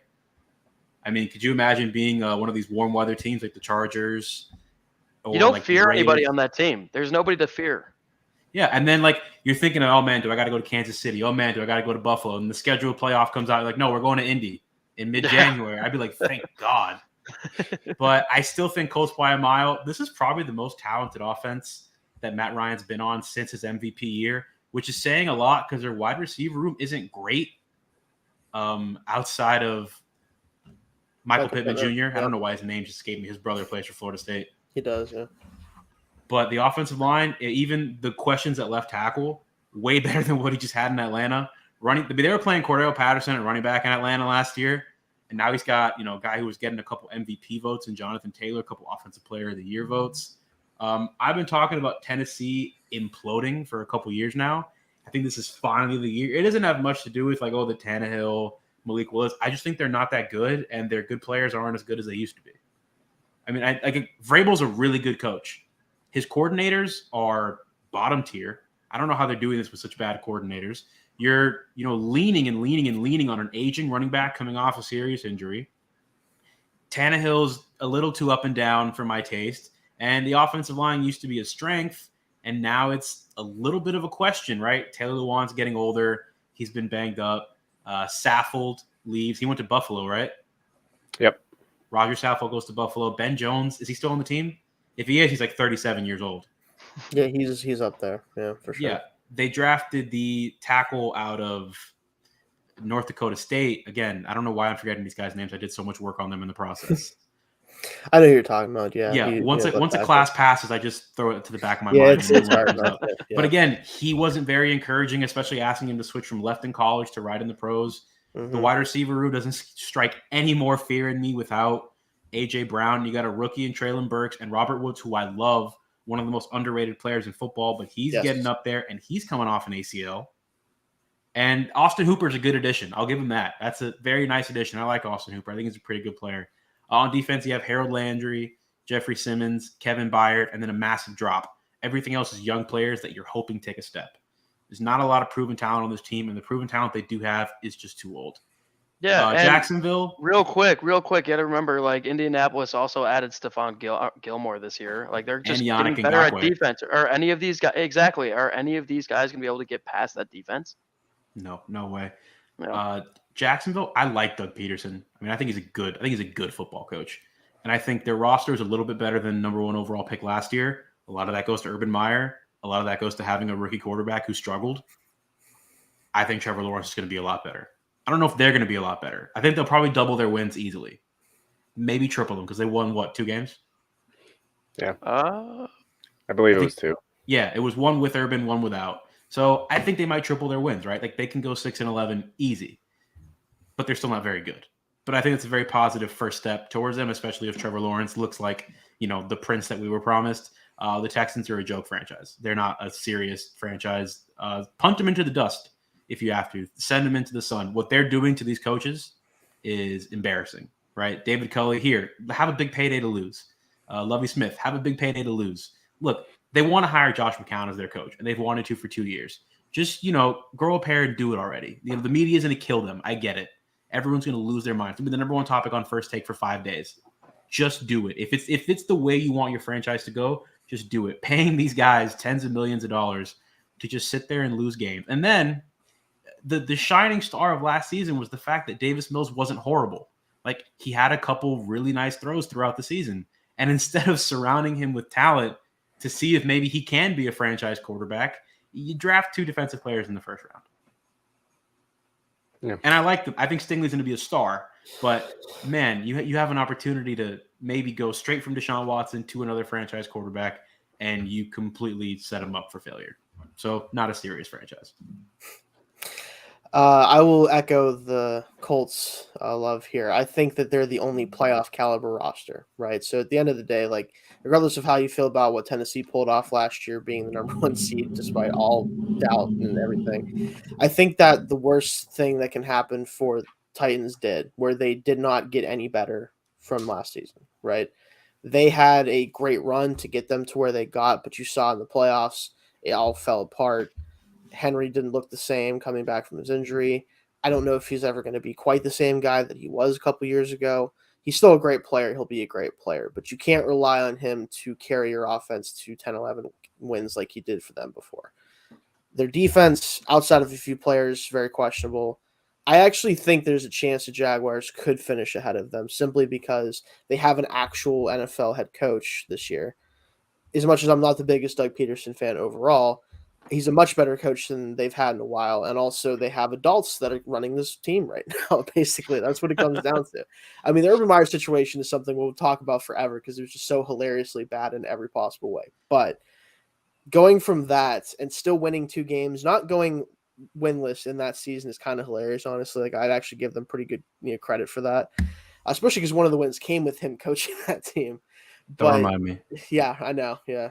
But Brian Flores, man. Crazy, unbelievable. But I think there's a chance they could vault the Titans this year just because this is the year the Titans kind of, you can tell they're like, yeah, we're going to just get cheaper and younger and hope it works out in 3 years. Like, that's pretty much what they did, which I can't argue with that, honestly, but it does make them a candidate to really drop off this year. And as much as I'm not willing to go as far with the Texans being not a real franchise, as much as Tim was mentioning there, because I actually really like the direction they went with the first round because they know they're not going to be good no matter what. Get guys who will hopefully be really good for them when they're ready to compete here in a couple of years, hopefully. And I think Davis Mills showed enough last year that as much as you'd love to get him more weapons to see if he can actually be the guy, you're just hoping he can be a quality player for you until you figure out who the next actual franchise quarterback is going to be. I'm not going to say that Mills is a bad player. He's one of those guys that could totally have the Fitzpatrick career arc where he plays forever because everybody loves him and he can win you a couple games when you need him to. But I don't think they're looking at him as like the guy they need to surround weapons with to see if he's going to be their quarterback for 10 years. I just don't see that being the case. All righty. Well, that being said, let's get into the last division. This is the big one, guys. The big one. And talk about this one. Yeah, and you know what? Since I've gone first every time we've gone around the circle, I want you to go first, Shane. I want you to give us the insight this time rather than you wait for everybody to speak and then go. For sure. Yeah. This division is so hard to even wrap your head around right now in general. I just want to start off with that because everybody either got better or is already so good that you can't say that they're going to be bad, right? The Chiefs obviously lost Tyreek Hill. We don't know yet how much it's going to matter. This team is still very, very talented. They're going to be better defensively, most likely, maybe more balanced on offense because of the lack of Tyreek Hill, right? So they're still obviously there. The Raiders got Devontae Adams, and their defense is young, but hopefully going to be a little bit better for them. The Broncos went out and got Russell freaking Wilson. Like, I mean, that right there alone is just enough for them to get them to the point where they're at least a playoff caliber roster for sure. And then the Chargers are the team that everybody wants to talk about, right? They did the most in the offseason. They have an ascending quarterback that I already think is one of the 5 best players at his position. It's really hard not to pick them, and that is ultimately who I think is going to win the division, but very, very barely. We're talking like I could see all these teams finishing with, if not winning records, very close, right? None of these teams are bad. That's just the end of the story. Like the Raiders have a good enough offense where even if the defense isn't that great, I think they could be just as good of a team, even if they may not win as many games this year as last year. The Broncos, I think they're going to take a year or so before they really heavily compete for a true contending spot because you have to get Russell Wilson acclimated there. The receiving core is young and mostly unproven outside of Sutton, really, for the most part. And who knows what's happening with Judy, by the way. Yeah, that's a whole other thing. I don't know what his deal is. Hopefully he's good and he can be healthy and be good. But they're still, I think, a year away from being, competing for the division title. And then it's just, how do you feel about the Chiefs? That's what I think this conversation comes down to. Do you think the Chiefs are going to be able to continue to be the best team in this division despite having some losses and have to do things differently? Or is the Chargers ready to overtake them? That's, I think, the discussion we have to have. And I'm going to take the Chargers very, very barely right now. All right, Tim, you want to go? Yeah, I'm taking the Raiders. I think top to bottom, they're the most balanced. I love the additions they made at key positions like edge rusher, wide receiver. Rocky Sin's an underrated addition at corner because their DB room wasn't very good. I loved their draft last year. Not a lot of great value positions, but some damn good players. I'm a bigger believer in Derek Carr than most, but the biggest addition to me is on the sidelines at defensive coordinator Patrick Graham, one of the rising stars in coaching. Don't know how the Giants let him away, especially considering the person they hired is another Patriot and Brian Daboll and used to work with Patrick Graham. Yeah. Don't know how they let Graham get away. I'm not a Josh McDaniels guy at all. If there was the coach I could least want to hire this offseason, it would have been Josh McDaniels. But here we are. Can't deny the man runs a nice offense, right? He's not a great motivator. He's not a great people person. I don't think he knows how to talk to adults. But according to him, he's changed. Sure. Yeah. We'll see that. That Denver run was, embarrassing the way he would talk to people. Rough. It was rough. And then got caught cheating. But I think the Raiders win it. But again, I think this is, once again, not like last year, but in terms of like they were playing the Chargers last week of the season to figure out who's making the playoffs. This division will come down to the last game. And I think all 4 teams will be in it up until the end. Kansas City is going to need their defense to be better because I do think there's going to be an adjustment period without Tyreek Hill. With Tyreek, you have to cover every single blade of grass. And I do love the additions they made. I think their wide receiver room is deeper than last year, but Tyreek Hill's an incredible football player. There's going to be an adjustment period. Don't be surprised again if they come out of the gate and start like 2-3 and then catch a little bit of fire. I like the Broncos. I love the addition they made at head coach. I watched that press conference, and that's a guy who loves ball. When he says, I'm honored to be the head coach of the Broncos, he is not kidding in any way. Like, this means something to him. But his staff's not very great. It's a lot of young guys, a lot of guys with little experience. Their defense did take a little bit of a hit in terms of losing some experience, losing a lot of snaps. Every corner on their roster was a free agent. So I think if I had to come down to it, it would go Raiders, Chargers, Chiefs, Broncos, but I think they definitely all finish with winning records. Tim, I don't know what it is, but we keep agreeing on everything right now. I think it's the Oakland Raiders. I really do. Are we going back to Oakland, Ben? Yes, I think we need to. Not Vegas, right? I think Derek Carr, this is what Derek Carr has been waiting for. I love Hunter Renfrow, don't get me wrong, but he's a slot guy. He's not going to make that difference like Devontae Adams is going to make. And then you have Waller, you have Josh Jacobs, who is a pretty good running back in this league. I think it's going to open up everything for him, every single thing. I have the Raiders coming out in this division. Tim, I think you nailed it on everything you said about them. You got the pass rush. It's really only going to come down to can the coaching put them in that position to become the number 1 seed in this division. But yeah, I'm taking the Raiders. I used to be the biggest Derek Carr hater. I used to hate him all the time because there's the stats about when it gets cold, he can't play. But he started to prove everybody wrong that he is that number 1 guy. Obviously, he's going to be that number 1 guy this year. So I think Oakland, I think this is Derek Carr's year. I think Devontae Adams is going to make that big of a difference on that offense. And I have them coming number 1 in the division. Number 2, I do have the Kansas City Chiefs. I'm sorry, but they have Patrick Mahomes. I don't think Patrick Mahomes will fall to 3rd in his division, no matter how good the Chargers got or anything like that. The Chargers always find a way to blow it. They always do.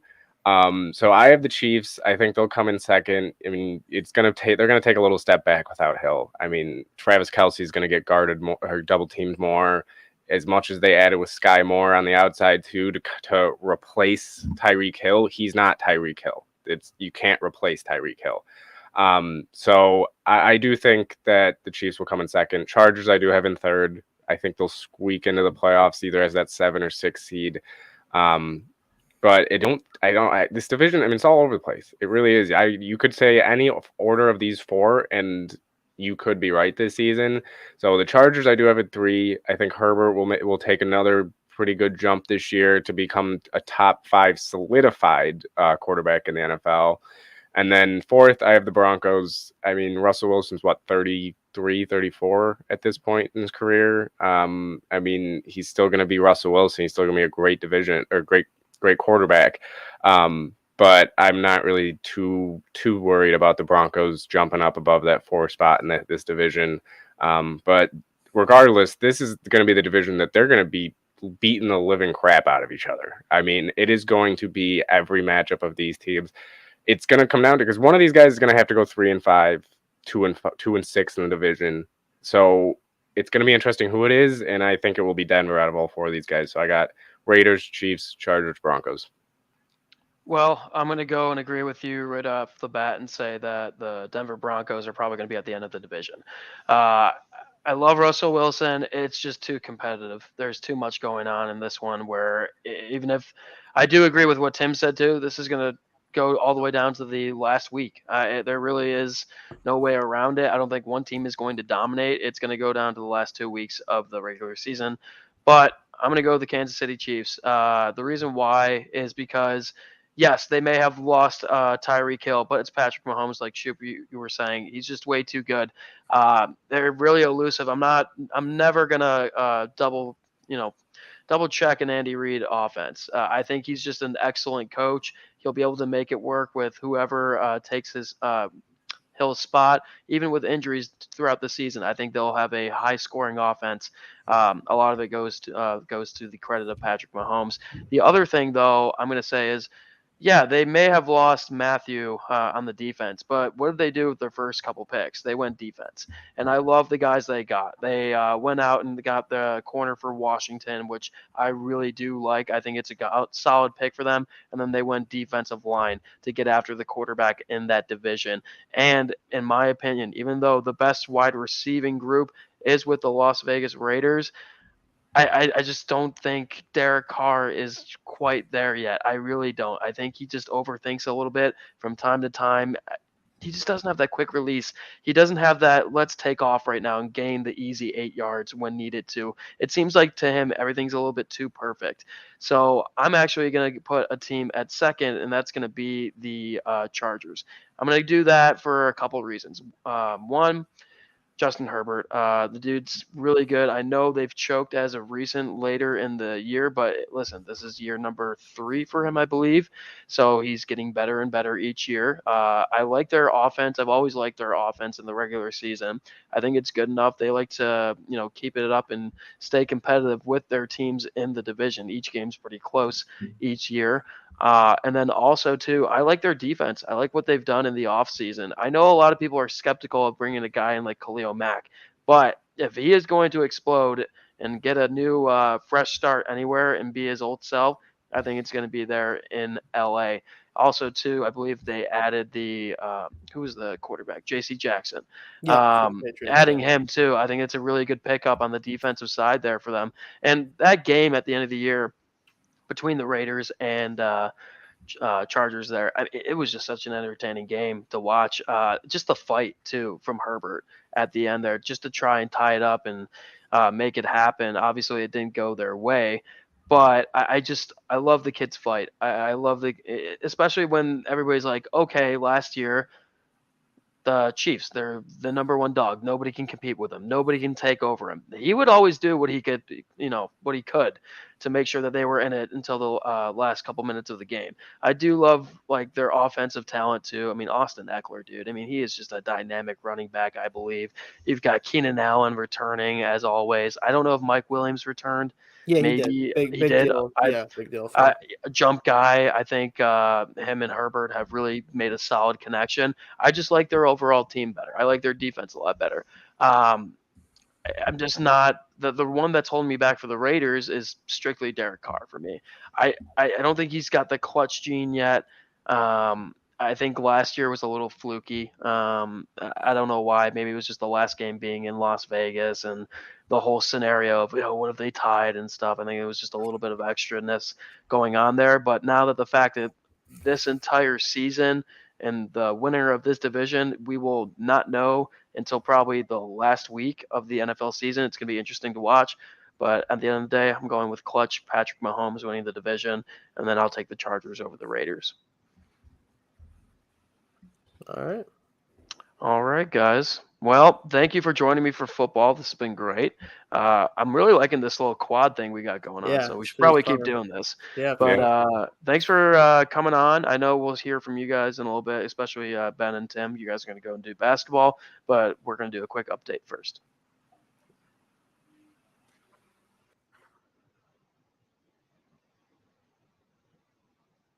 Alrighty, guys, that was football right there. Really good talk with the boys, as always. Want to get to the PGA Championship just ended, well, probably about an hour ago. But we have a winner. It is Justin Thomas. After going into a 3-hole playoff, he comes out on top, being the big winner. And, he's really fought through this last day, being 7 strokes back to start. Obviously, he got a little bit of help from the leaders falling and shooting over in their final round. But Thomas finishing with 3 under par today and making himself 5 under for the entire tournament, going into the playoff and ultimately winning. It's Justin Thomas, the PGA champion of 2022. That being said, though, I would like to head it over to the basketball unit with Ben and Tim.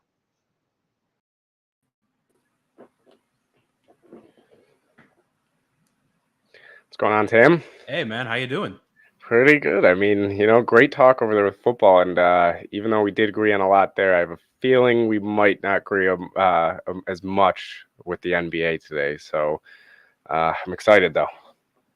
Yeah, so obviously our 2 teams played last night. But before we get into that, there is a game coming up here in about 45 to 50 minutes. And it's the Golden State Warriors and the Dallas Mavericks. Warriors, bludgeon them in game 1 and then just rip their hearts out in game 2 with it was a comeback, but I mean, it felt easy. It just really felt like they were never actually up by 19 points, which is saying a lot because Luka was doing everything he could. He's going to go down as like a historic playoff performer. But someone who doesn't get respect for his playoff performances is Steph Curry. And Steph Curry heard the noise about how he may not even be the best guard on his team. Yeah, nip that in the bud. He showed us exactly who he was, who he's always been. Now, I'm going to ask the same question all the people on TV are asking. Are the Warriors just the runaway favorites? I don't think they're the runaway favorites to win it all. However, I do think they'll still win this series pretty easily unless Luka decides to drop 70 a game. That's the only way that the Mavs seem that they can win with him. I've said it a million times about this Mavs team. This for Luka is LeBron's team that he carried in Cleveland in 2007 to the finals. This team is not good. Maybe worse. It might be. It really might be worse. Let's talk about it real quick. All right, take off the top 2 players. Luka, LeBron. The next 2 best players on Cleveland are all-star Drunas Ilgauskas and legitimate decade starter Larry Hughes. We're going to Jalen Brunson? Yeah. Jalen Brunson and Dwight Powell, Spencer Dinwiddie. I really think you take those top 2 players off those teams, that Cavs team wins in 5. Oh, yeah. I mean, this is a tremendous feat. Yeah, this team it's not anything special. The Warriors, they have the championship caliber team. I mean, they've proven it year after year that they can get to there. I mean, they still have that core, and now Jordan Poole added in. It might be a sweep. Mavs might squeak 1 game out, but when are they going to do it? They'd have to do it in the next 2 games in Dallas because they're definitely not going to win a game in Golden State. I would be shocked if they go into Oakland and win a game. So, I mean, this series is pretty easy. It's pretty set in stone. But the thing I will say about Steph Curry is, as great as he played yesterday, he didn't have a single point while the game was within 5 points. I saw that. He didn't score once when the game was within 5 points. So, look, Steph Curry is still, he's still Steph Curry, the greatest shooter of all time. He's still one of the best point guards of all time. But for people to now be saying that Steph Curry is the best point guard of all time, let's rewind and take a step back a little bit. I don't really know where that comes from. He can't really play that great a defense. I mean, it's just to me, Steph Curry, he's a top 5 point guard of all time, but he's not close to number 1 to me. But yeah, I mean, if they can keep it close and Steph can step up, then I'd love to see it. But again, he didn't score a single point when the game was within 5 points throughout that whole game in game 2. But game 3 starting soon. Dallas, you got to win one of these next 2 to even have a shot in this series. It just feels like, and I know we look at the Warriors and think they're old because they've been doing it for a while. It feels like they're getting primed for another window, right? Jonathan Kuminga doesn't play a lot of minutes, but he's looking promising. He's just 19 years old. Moses Moody's another rookie. Didn't get a lot of run in the regular season, but here he is playing big playoff minutes. And then, of course, the big question is James Wiseman, right? Barely played in college, barely played in the NBA, but he's still such a freak of nature talent-wise. You do not get a lot of guys as big as he who can do the things that he can do. And we'll talk about another one coming up here pretty soon. But if James Wiseman can be everything that we thought he was going to be as the number 2 overall pick, what's going to stop them from, again, being a power in the West for the next 5 years until the core guys just have to get out? Yeah. Yeah. I mean, the Warriors are setting themselves up. I mean, that's the best part. Like, for me, I hated the Warriors when KD went there. I hated everything. It ruined the NBA. But you can't really hate on them for how they built this team. They drafted Curry. They drafted Clay. They drafted Draymond. I mean, they've drafted a lot of these guys. They drafted Poole. They drafted Kuminga, like you said, and Wiseman. Looney. They built this team through the draft, through the way you're supposed to build a team. So you can't really hate on them too much for how they're doing it and how good they are, because it's not like, besides that, when they went out and got KD, they still have the core that can be a championship caliber team. So, I mean, the Warriors, I think they'll easily win this series against Dallas. If Dallas does win this series, then we have to talk about Luka potentially being the next type of really generational superstar. Because if he carries this team to the finals, that'll be it for me. I said he should have been MVP this year. He's already proved he's the last one standing out of the final 3 MVP finalists. He wasn't even a finalist, and he's the last one standing. And honestly, I think he's played pretty good teams to be arguably should have been, I think, the MVP this season. So if Luka can do it this series, then we'll talk about him being potentially that next generational. I mean, I still think he's going to be a great player, superstar for a long time. I do think he will be the face of the NBA at some point. I think right now it's still Giannis, but if he wins this series, then we're going to have to talk, is he better than Giannis right now? Man, if he comes back from 0-2 with the roster he's working with against the roster he's going against, that's legendary stuff. That honestly would be the greatest like non-championship winning feat ever. Like, we've seen an 8 seed go to the finals back in like 99. We've seen a couple 8 seeds beat a 1 seed. We've seen a couple 3-1 comebacks. Outside of the one in the finals, obviously. I mean, this would be like, this is like something like it needs its own section in the Hall of Fame, because let me tell you something. This Mavericks team is horrible. They are horrid. Spencer Dinwiddie's a name, but this is not the Spencer Dinwiddie of like last year or 2 years ago. I mean, he's up until very recently doesn't even look like an NBA player in some of these playoff games. But credit to him for getting it going towards the end of Phoenix. But I mean, they're going to need like next level, like record breaking performances from Luka to me to even get a game or 2. Yeah. I mean, it's pretty easy series to talk about, pretty series to kind of go through and go in depth with. But if you want, we can get into now the series that we've been probably watching the closest. Your Miami Heat versus my Boston Celtics. They took game 3 yesterday off Bam finally having a good game. What were your thoughts on just that overall game? Let me tell you something. Jason Tatum with some Academy Award-winning acting there to try and get the crowd going the same way they came back from Marcus Smart. But the difference is Marcus Smart was playing really well. Tatum just didn't have it. Feels like he has one of those games every series. It kind of feels like he's going to bounce back and have a great game. But the turnovers, insanity. I mean, look, everyone on that Boston Celtics team and everyone on that staff has been competing against the Heat culture type teams forever, because Spoelstra has been the coach pretty much the entire careers of everyone on the roster except maybe Al Horford. Yeah. And even when Al Horford got in the league back in Atlanta, he had a lot of battles with the team coached by Pat Riley. It's the same thing. Like, you know the way the Miami Heat are going to play basketball. How do you keep getting caught off guard? Ime Udoka has said twice, they really caught us off guard with their physicality. How?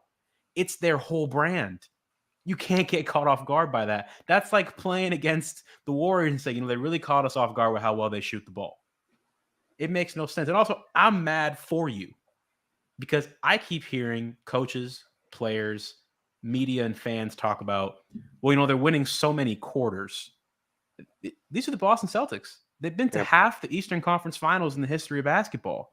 I don't want to hear about winning quarters. This is a championship or bust organization. If Red Auerbach heard y'all talking about winning quarters while down 2-1 and losing the one most recently to a team without a player who was 85% of their offense, I think he would roll in his grave. I mean, Yeah. y'all wearing warm-ups that say Celtic pride. That is not Celtic pride. I don't want to hear about quarters. You are the Boston Celtics. And by the way, you're dramatically more talented than the other team. The other team is starting Max Strus. I mean, I think I know you're probably going to disagree, but I think the Celtics still take the series. I really do. I think they should. There shouldn't be a reason they don't. I mean, the only reason Jeff Van Gundy kept saying it over and over again yesterday during the game, we don't know who's going to play when they're going to play, because obviously Kyle Lowry came back, PJ Tucker came back for Game 3, Robert Williams didn't play in Game 3.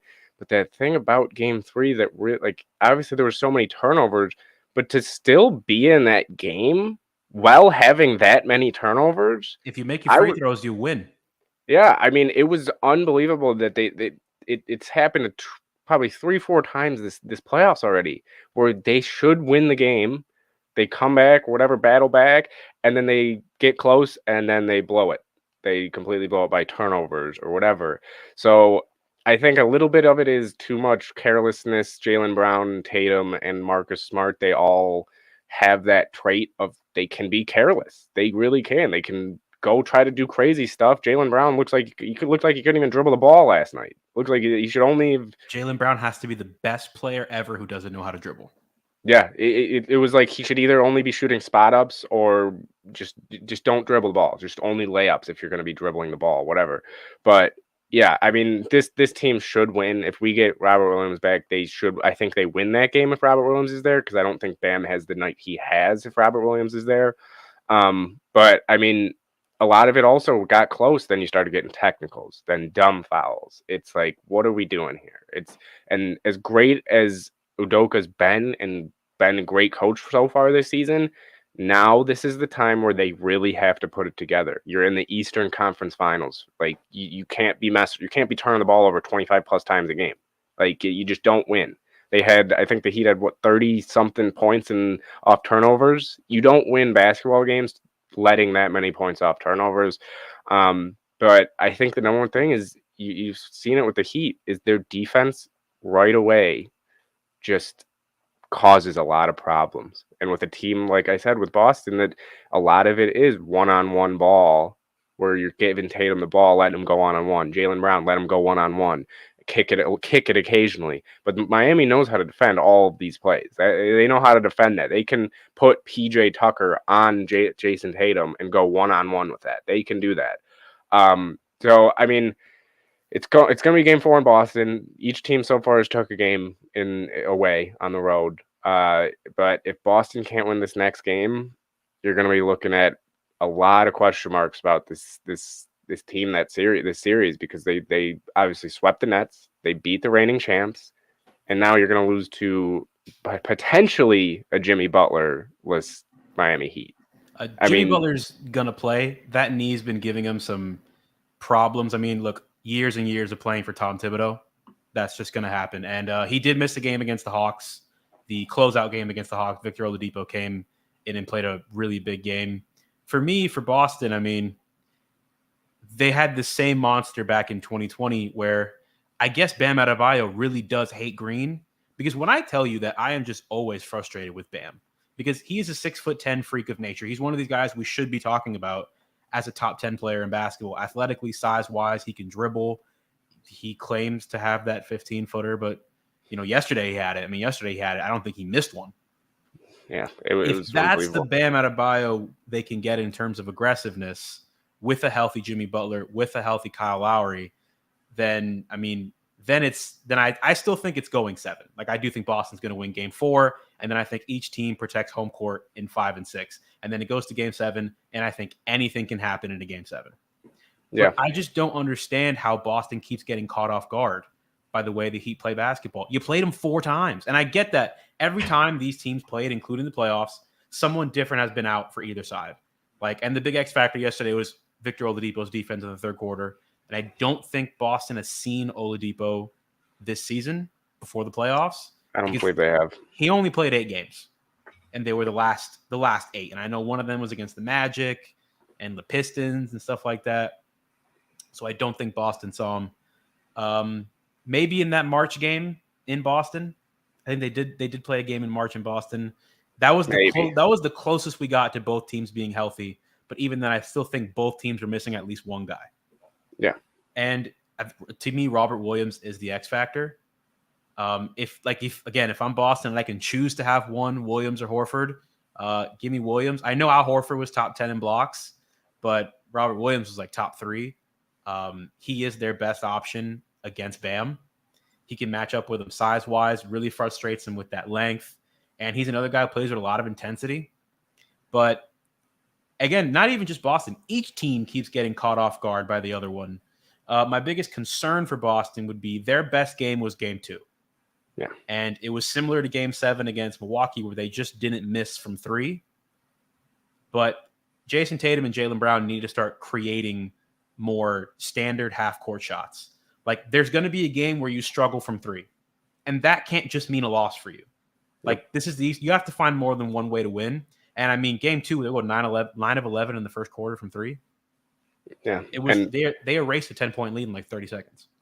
Yeah, I mean, the other thing that with Boston is, look, Marcus Smart's a great defender. Tatum is a good defender.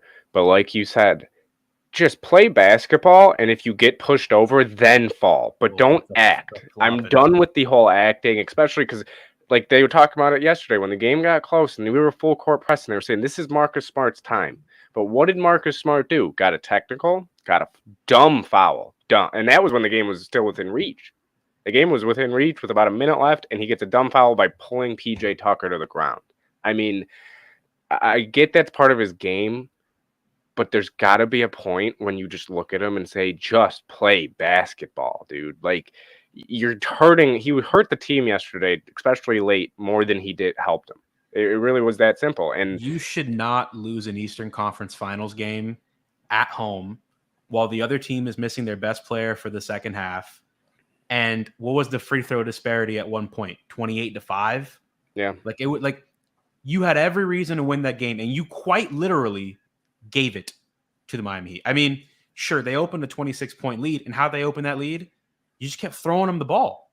I mean, careless passes, soft passes, these little lofters. I mean, again, like I said, they've been playing the same brand of basketball since the 90s. It's been the same thing since the 90s.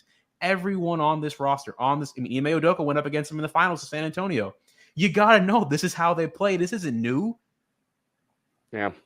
Yeah, I mean, it's going to be – I do think it goes 7 also. I think Boston, as long as they take this next game, it goes 7 because, like you said, if it goes game 5 and 6, I think the home team wins it. It's just how that series goes. But if it comes down to game 7, I mean, Boston has been showing up a lot of times late in series, and that's the thing that's also been that hurt them against the Bucks is they fail to try to do something different if it's not working. And it's not working right now against the Heat, whatever they're doing. Game 1 and game 3 just did not work. Game 2, obviously it worked, but you also played amazing defense. Miami didn't shoot the best, and you made every shot. So obviously you're going to win the game. But when you're not hitting those shots, when you're not getting the foul calls, whether it's a different game, I know game 3 they were getting a lot of calls, but if you're not getting those calls, whatever it is, you need to adjust. And that's the one thing that Udoka, as great of a coach as he is, it doesn't seem like he's really adjusting that much. Maybe on the defensive side they are, but offensively, I'm not seeing too much change. It's give Tatum the ball, give Brown the ball, let them go to work, or let's run the same 4 plays that we've been running the whole game. Yeah, that's not going to work in this series. I mean, these teams, they really do. I mean, I know there's not a lot of like interchanging between the staffs. They don't have a lot of like crossover outside of Udoka and Spoelstra both being from Portland. And maybe they did come up in the same basketball roots, but these teams are like carbon copies of each other schematically, defensively, the way they want to play, the physicality, the theatrics, Kyle Lowry, PJ Tucker. I mean, PJ Tucker rolled like 95 feet after a slight shove from Jason Tatum. That was pretty funny to see. But I think also there's no reason for the way the Heat play basketball to get under Boston's skin the way it seems to be getting under them. The technical fouls there at the end, sending Victor Oladipo flying through the air when you're trying to intentionally foul him and picking up a stupid flagrant foul. Boston, yeah, they're young. They're very young, Tatum and Brown, but they've been in the playoffs. They've gone far in the playoffs.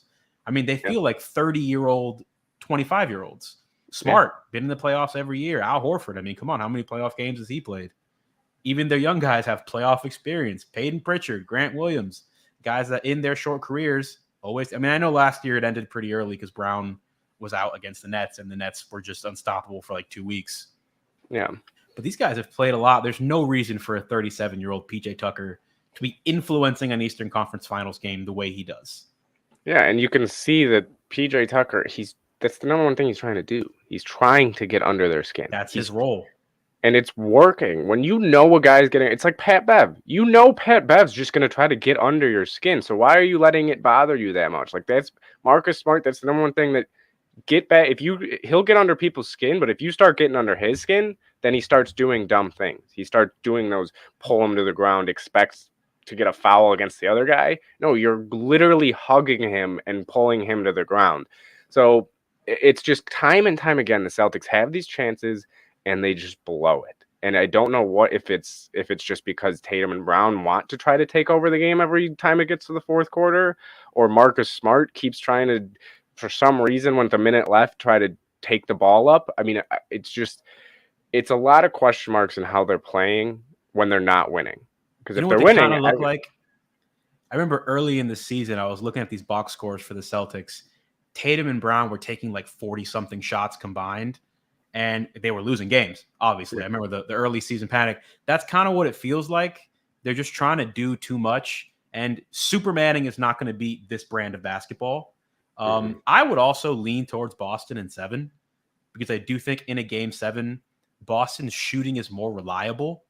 The Heat's shooting is a lot of regular season stuff. They get a lot of shooting from the team, but in reality, the 3 best players on that team are Jimmy Butler, Bam Adebayo, Kyle Lowry. The only one who's even an average 3-point shooter is Kyle Lowry.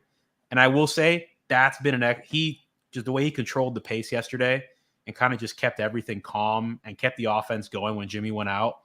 That may sway my opinion towards Miami in 7. But if Tatum and Brown are Tatum and Brown in a game 7, they can control the game at the rim and at the 3-point line. And that's where you win now, because both of these teams are pretty much the same in terms of rebounding. You would think the Celtics should be a lot better because they're so much bigger. But again, guys like PJ Tucker, it's grit and intensity that leads to, like we saw yesterday, when he gets that offensive rebound and hits a fadeaway at the shot clock. I mean, those are the type of plays that win playoff games. I think I still lean towards Boston in 7 because of what I just said. Tatum and Brown can control the whole court. Jimmy and Bam, they want to get to the basket. You know what they want to do. The one thing that would change it would be, again, is Kyle Lowry going to be like 2019 NBA Finals Kyle Lowry? Looked like it at times, but then you also saw him like be 36 years old sometimes. Yeah. Shout out to him for that steal, though. Grant Williams, I know you're young, but man, we're not bounce passing in that situation. Yeah. I mean, this series, it's going to go to 7. It really is. I think it's going to come down to Robert Williams if he's going to be fully healthy. I mean, the Celtics have a lot of injuries right now to their three of their main guys. Tatum obviously got hurt last game. He's expected to play just like Jimmy's expected to play. I know it's kind of questionable with Marcus Smart. He's been out a game here and there. He's been struggling with an injury, trying to stay on the court. He probably woke up today with an ankle the size of a bowling ball. Yeah, exactly. I mean, I heard, because I ended up missing right when he got hurt again last game, and everybody was saying that they were shocked he even came back on the court. They thought he really sprained that ankle again. Gave him a huge spark. Yeah, and I mean, that's the thing. That's the good thing about Marcus Smart is, even though he does do dumb stuff a lot, he still brings the energy. He brings the intensity. And then obviously Robert Williams is the other guy that's hurt, and he's been missing games here and there. But if he's on the floor, Boston should win the game, in my opinion. At least maybe unless game 5, when they go back to Miami, different story if Jimmy's dropping 45 a game like he did defensively earlier. He changes a lot because of how the Heat want to attack the basket. Mm-hmm. And now, he also allows. We saw against Philly, Jimmy Butler hitting jumpers he doesn't hit. If that happens and Kyle Lowry's playing like the way he should, and we get that Bam from last night, I think that, again, it's a coin flip. But the way Robert Williams controls the paint, which is huge against a team like the Heat, like, he should be the X factor. If he's in, I think Boston, again, should win. But if Brown turns the ball over 7 times and Tatum goes 3 for 14 with 6 turnovers, and again, Marcus Smart is picking up technicals. And I mean, I know some of the steals were just Miami straight up taking the ball away from you, which again, with guys like Jimmy Butler, Kyle Lowry, Bam, Victor Oladipo, they're going to be plays like that. So you can't give them the additional ones by lofting those passes, throwing lazy. Every pass has to be with a purpose. It's got to be crisp. You can't throw a lazy pass against either of these teams because the same thing happened in game 2. I mean, my Lord, how many times did Miami just give the ball to Boston? With Boston, they go down and they get 3. So that's why you saw 127 points in the blink of an eye. Yeah. Yeah, I mean, this is going to be the best series. I mean, it's going to be a million times better than the Warriors-Mavs series. It's the series And I think the big difference is that the Warriors have been here. The Mavericks haven't. The Mavericks look shell-shocked. On the other side, both of those teams been here, done that. We're literally just rerunning a matchup from 2 years ago. Rosters are pretty similar, except Kemba Walker not there. Yeah. Not like he made too much of an impact in his time in Boston. Yeah. And for Miami, the big difference is Kyle Lowry, but also Lowry, for the way Dragic was playing at that time, it's not that big of a fall off. I mean, Goran Dragic was the Heat's leading scorer in the playoff run. Yeah.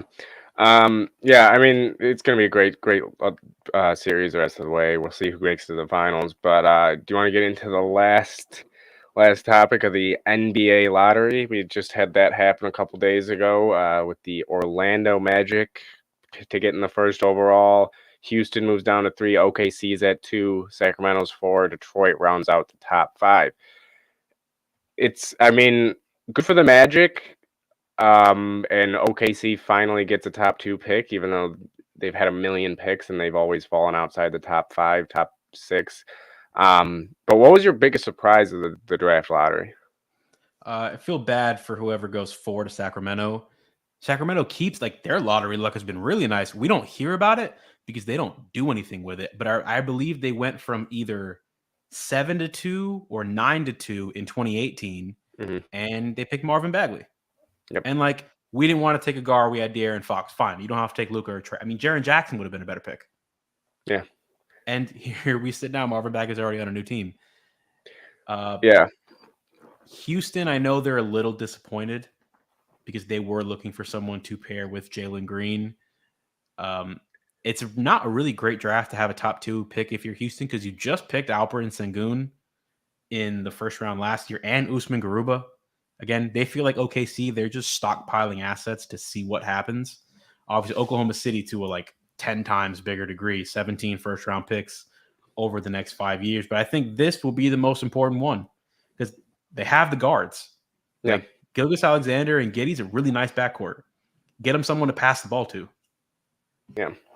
But, well, now that the Magic got the number 1 pick, so who do you think, though, the Magic should take number 1? I mean, there's obviously Chet, Jabari Smith, Paolo, Jaden Ivey. I mean, the top 4 is pretty solidified, I think, unless Sacramento pulls Sacramento and decides to take somebody crazy different in the top 4. But who do you think the Magic should take? I think the Magic are in a great spot of that. Everything's on the table because they have young players they've picked in like the top 10 at every position, right? At the big spot, you got Wendell Carter, and you got Chuma Okeke and Mo Bamba. Jonathan Isaac's there, even though I don't really think he's part of their future. You just drafted Franz Wagner. You have RJ Hampton. You have Jalen Suggs. You have Coy. Like, everything's on the table. I'm leaning towards a guy who I think can change your franchise. I don't think any of the 3 guys that we talk about of the top 3, the 3 quote-unquote bigs, none of them are a guarantee. Like, I don't think there's a Cade Cunningham in this class where I know he's probably an 8 to 12-time All-Star when it's all said and done. And I think he can change like the outlook of Detroit basketball. I'm leaning towards the guy with the highest ceiling. It's the biggest risk in Jabari Smith Jr. When I watch him, it's going to sound crazy. I see a little bit of Kevin Durant. And I think with the right coaching staff, if he's got the right work ethic, he can be a scorer like that. The way he can shoot at 6'10". The important thing is not a catch and shoot guy too. He can also put it on the floor and create his own 3-point shot. Now, in terms of creating his own offense, there's work to do. He needs to become a better ball handler, needs to learn a couple moves, needs to improve the back to the basket and the face-up game a little bit. But he reminds me so much of Kevin Durant coming out of Texas. Just raw scoring ability. If he can tap into it, if the coaching staff can tap into it. And not to mention, I think he's a really good defender. He is just the length, the intensity he plays with. And again, That's half a defense, the want to. And he's got the want to on every possession. He was such a treat to watch at Auburn. I think he's going to be. I think he can be. I'm not going to say he's going to be because, again, it all comes down to the organization. Someone's got to coach this guy. And I don't have a lot of faith in Orlando. But he can be the prize of this class. And if I was making the pick for the Magic, that's who I'd land on. And no disrespect to guys like Chet or like Paolo or like Jaden Ivey. I just have questions about everybody. To me, he's got the highest peak. Yeah, I mean, I like Jabari Smith. I really do. I mean, he's from Auburn. Auburn's my basketball. It's my basketball school. But I think you have so many guards. It's obviously you're taking one of the big three big men. But I think Chet is just too much of an opportunity to pass up. And I actually think Chet could have the highest ceiling. I mean, he can play good defense. He can block. He can step out. He can dribble the ball. And he's 7'1". I mean, I think he has the biggest upside. Obviously, the biggest question mark for him is, can he play with those big men? He's 7'1", but he's not at all a big guy. He really is not at all. He needs to put on the weight. He needs to put on the muscle. And he kind of reminds me of a more refined Giannis coming into the league. He's big. He's tall. He can block. He can run. He can dribble. But can he do what Giannis did? And that is get bigger. Can he put on the weight and put on the muscle that he needs to do it? And I think with all the guards you have there, I think it'd be the perfect pickup to get a big guy. You have Wendell Carter, so even if he starts struggling, you can put Wendell Carter in so he doesn't have to really necessarily be that guy right away in Orlando. But I think it's too good to pass up. I like Okeke at the 4, and you can even run Chet at the 4 too. And that's the greatest part. You can have him and Wendell Carter, but there's a reason Wendell Carter was traded from the Bulls for Vooch. I mean, Wendell Carter's he's a good center, but he's not. He's not. To me, he's not going to make a difference to your team. And I think Chet can come in and down the line be that big difference maker that you have in the paint, or even step outside for 3. He can shoot the jumper. He can go inside if he can put on the weight. But yeah, I mean, I have full confidence in an NBA organization to get a guy like that to put on weight and put on the muscle. So I think Chet should go 1. I even have Paolo, I think, right just above Jabari. I think Paolo, he obviously there was a lot of talk early before March Madness, early in the season, that he should go number 1. But I think out of those 3, you can't pass up Chet. I mean, he has the chance to be a great player in this league, a difference maker on the defensive end, on the offensive end, as long as you can get him to put on that weight. So I think Chet should go 1. But like you said, the Magic, they can't really go wrong in any of these spots. Any of the top 3, you can't really go wrong because they all have their downfalls. They all have what they need to work on, and it's all going to come down to what the Magic think they can develop the best and who they think they can develop the best. And I think you got to take Chet. I think it's the slam dunk pick at number 1.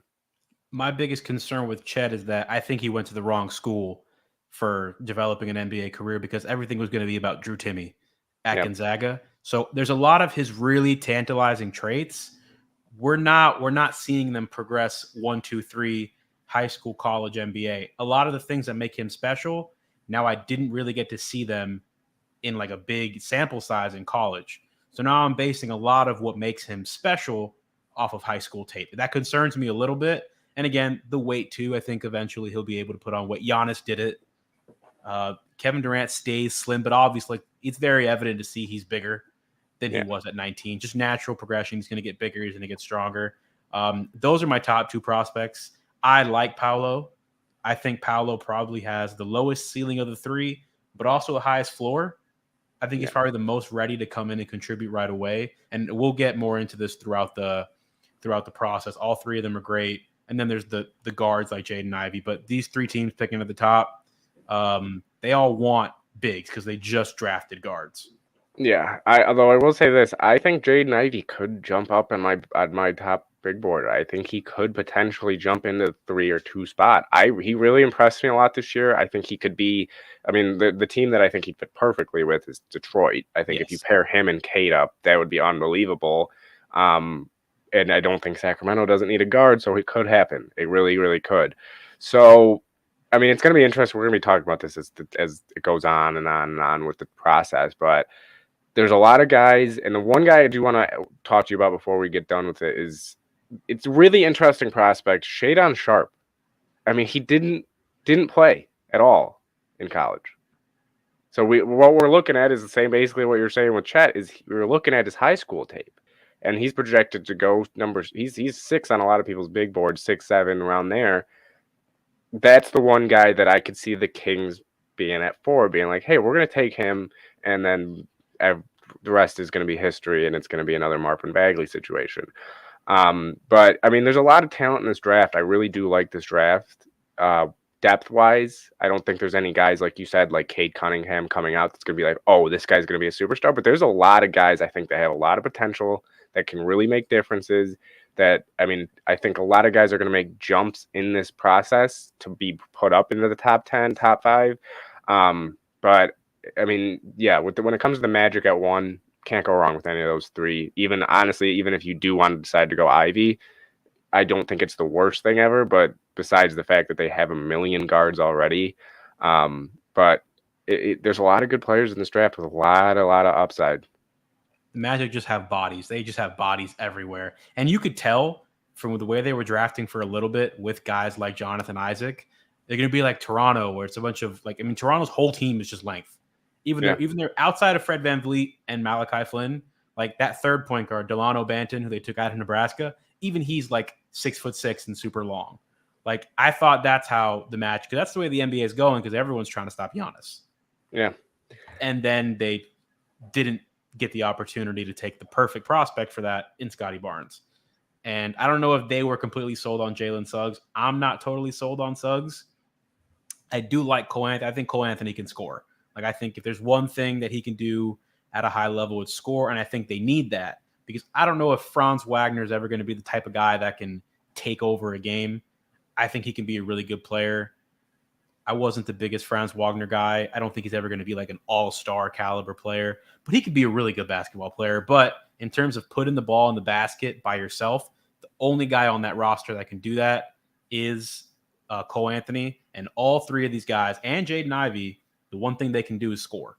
Like, there's no Jonathan Isaac in this top couple picks. If the Magic do end up taking Chet, they could run a lineup of Bol, Chet Holmgren, Wendell Carter Jr., Mo Bamba, and Robin Lopez. I mean, Robin Lopez probably won't be on the team, but they could potentially run three or 4 guys out there if they decide to choose Chet, 3 guys at a time that are all 7 foot or above. So it's going to be interesting to see what they do. I mean, there'll be a lot coming out as we get closer to the draft of who's going to go 1, who's going to go 2, who's going to go 3. But yeah, I mean, the Magic won it, man. They really get their pick of the litter. They get to pick whichever guy that they think will fit their locker room the best, fit their team the best. And I really don't think they can go wrong with any of those top 3, even 4. But Ivy might be the only one that's you don't want to take. Don't take another guard. But it's going to be interesting. And then OKC, we'll see what they're probably just going to be waiting on whoever the Magic decide. And from then on, I think it will be a pretty smooth sail draft. But as we get closer to it, we'll talk about it more. Any last words before we pass it back to Matt? In terms of the lottery, I pray for the young man that ends up in Sacramento. Yeah, me too. And we're not passing it, Matt. We're going to be passing it to Shane, actually. With baseball, but before I go, I'm going to say go Celtics. Game 4 tomorrow. So go Celtics. We'll see what happens, and we're going to be passing it over to Shane now. So, yeah. See you next week, man. Yep.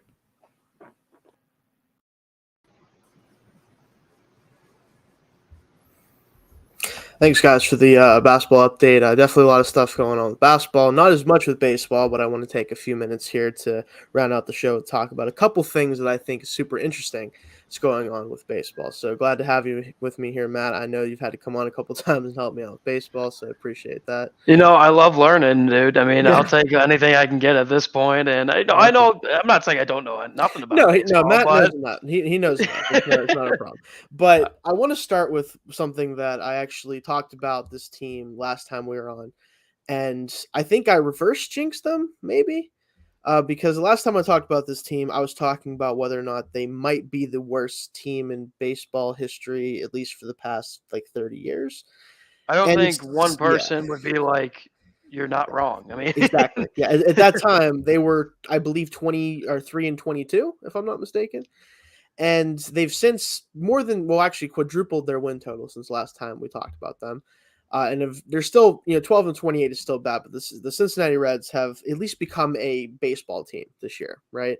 That's what I'm willing to say about them, is they've become an actual baseball team, opposed to whatever it was they were trying to do before this kind of streak they've been on. But kudos to them to coming out and fighting the players. I think the players, as much as none of them will admit it, they know that this team isn't trying to win. They know that the owner doesn't want to win. It's a real big mess with Cincinnati still.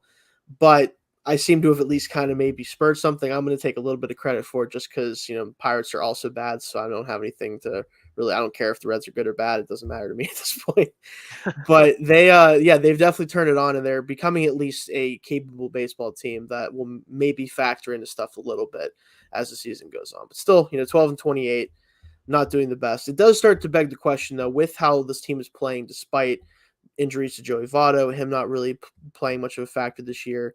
I know we talked about it last time, Matt. Do they maybe make a move and let him finish his career somewhere where maybe he can maybe not make as much of an impact as a day-to-day player, but have a better chance to win something maybe meaningful in his career? Well, it's also interesting too. I have a couple of sources that really deal with the Reds and have given their opinion about this team going forward. And Mm-hmm. it seems like right now, I mean, we all remember they kind of clean house at the in the off Yes, season they did. going into this year, and it starts with like guys like Winkler. Yeah, Winkler, Jesse Winker. Yeah, he's one of their guys. They cleared out their outfield essentially, right? yes, they did. Pretty much their whole outfield, yeah. And going super fast too, and then the season not knowing when it was going to start, weren't able to get as much of a longer training camp to kind of just connect with the guys. I mean, it seems Yeah. like this team just don't know how to play with each other. At least they No. didn't early on, and obviously we're not giving them enough too much credit saying, hey, they're back officially. Yeah, But right. it seems to me like they just had a rough patch to start the season. Yeah. Like I said, not being able to play enough with this team, especially these young guys coming up, they're really just on their own. And it seems that's the way that this team wants to go forward. They want to build with their young core. And you Yeah. also have to remember they have their star player, Jonathan India, out right now, who was Yeah, the rookie for of sure. the year last year.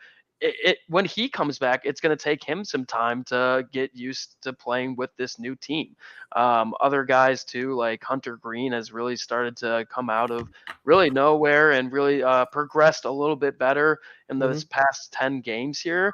But yeah, it seems like at the beginning of the year, management is just basically trying to cut salary by trying to build young, in my opinion. And from what Yes. I've heard from multiple sources, and other than that, I mean, I guess from this 10 games here, I mean, they faced a subpar Pirates team. No offense, but I'll talk about that in a second. Yeah. they got their wins there. But it's basically a bunch, like I said, a bunch of guys that haven't played together. Yes, for sure. And I think it's also really tough on their manager, David Bell, because he's a guy who's a major league player for a long time, and he knows what it's like to have to go through seasons and everything like that.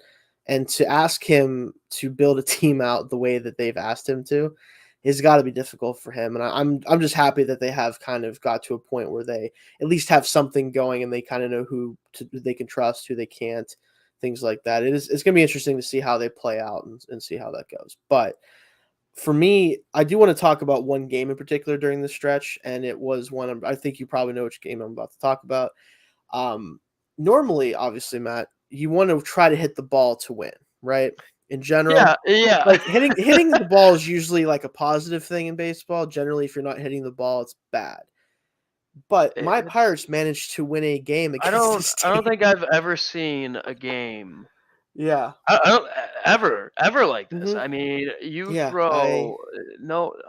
Oh gosh, A just combined no hitter from your pitching staff, including your young pitcher. I mean, even if they are like both like bottom teams, the Yes. fact that you have like you said combined no hitting performance and You lose.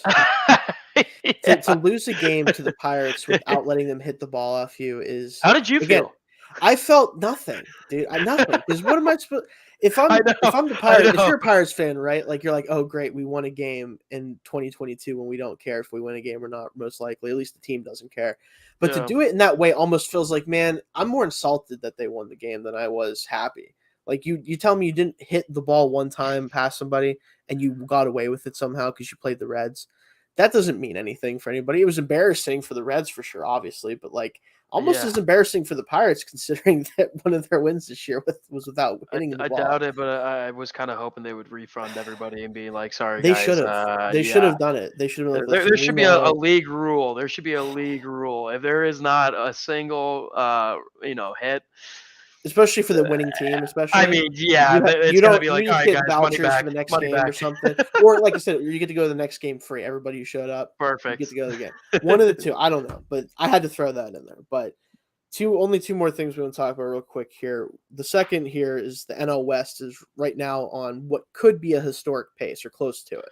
My So, goodness, are you all right?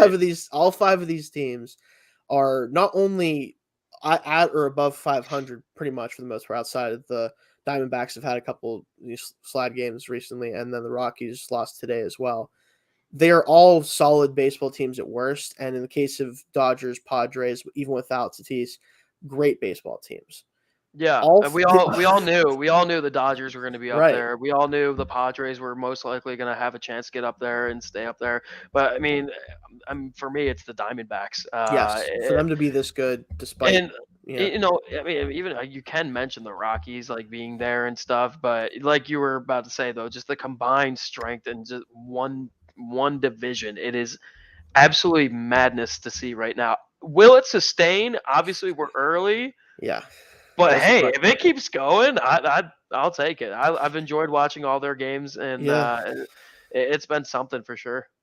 It's been fun because, again, the Diamondbacks and Rockies especially, no one had any expectations for them to be even 500-ish good, right? The Diamondbacks lost 110 games plus last year. The Rockies have traded away most of their players that anyone knows about. They did sign Chris Bryant, which was a weird move, but now the way they're playing, maybe I can't really argue with it that much. Mm-hmm. And the Diamondbacks, at least up until recently, have had the best starting rotation in baseball from an ERA standpoint, which is ridiculous to think about in a division where you're playing the Dodgers, the Padres, the Giants. Like, for them to be able to pull that off even this long into the season is incredible for them.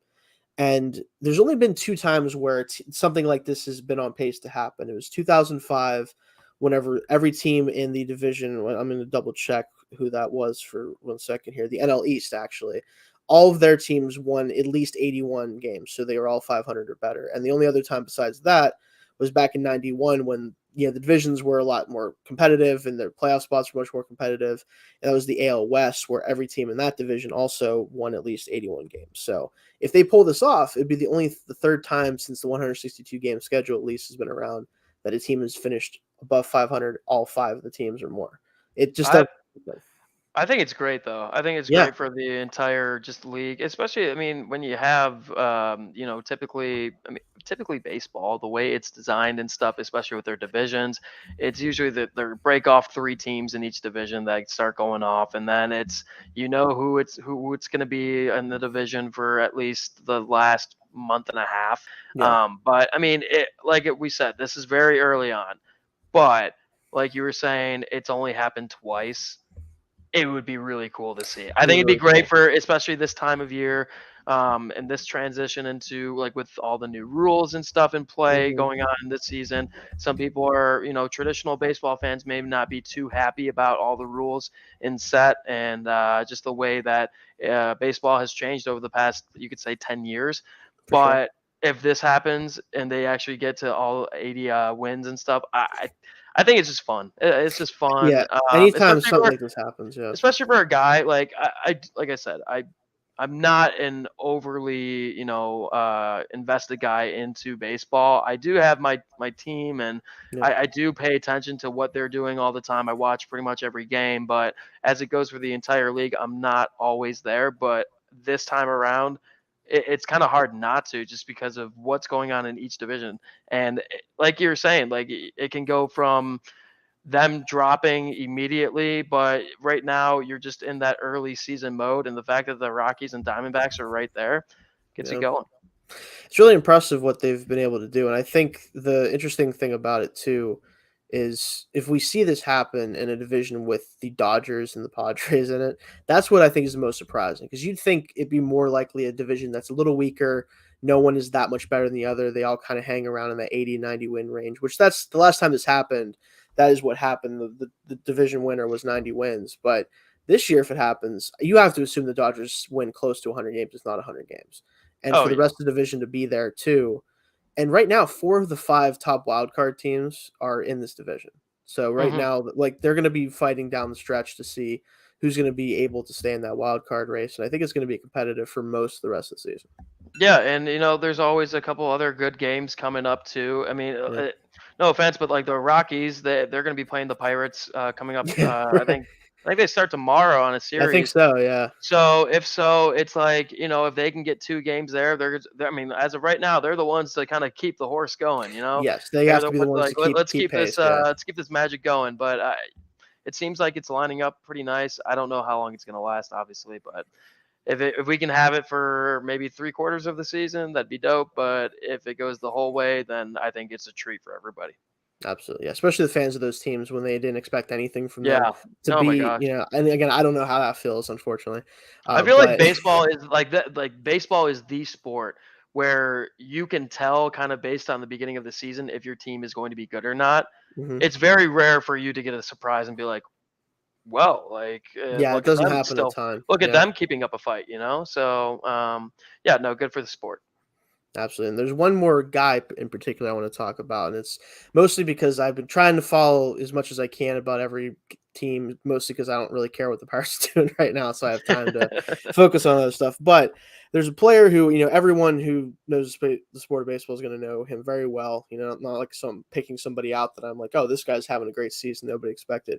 But in the same way, kind of them, because Justin Verlander is having one of the best starts to a season in his entire career, coming Oh my off of a gosh, major Tommy surgery. And John.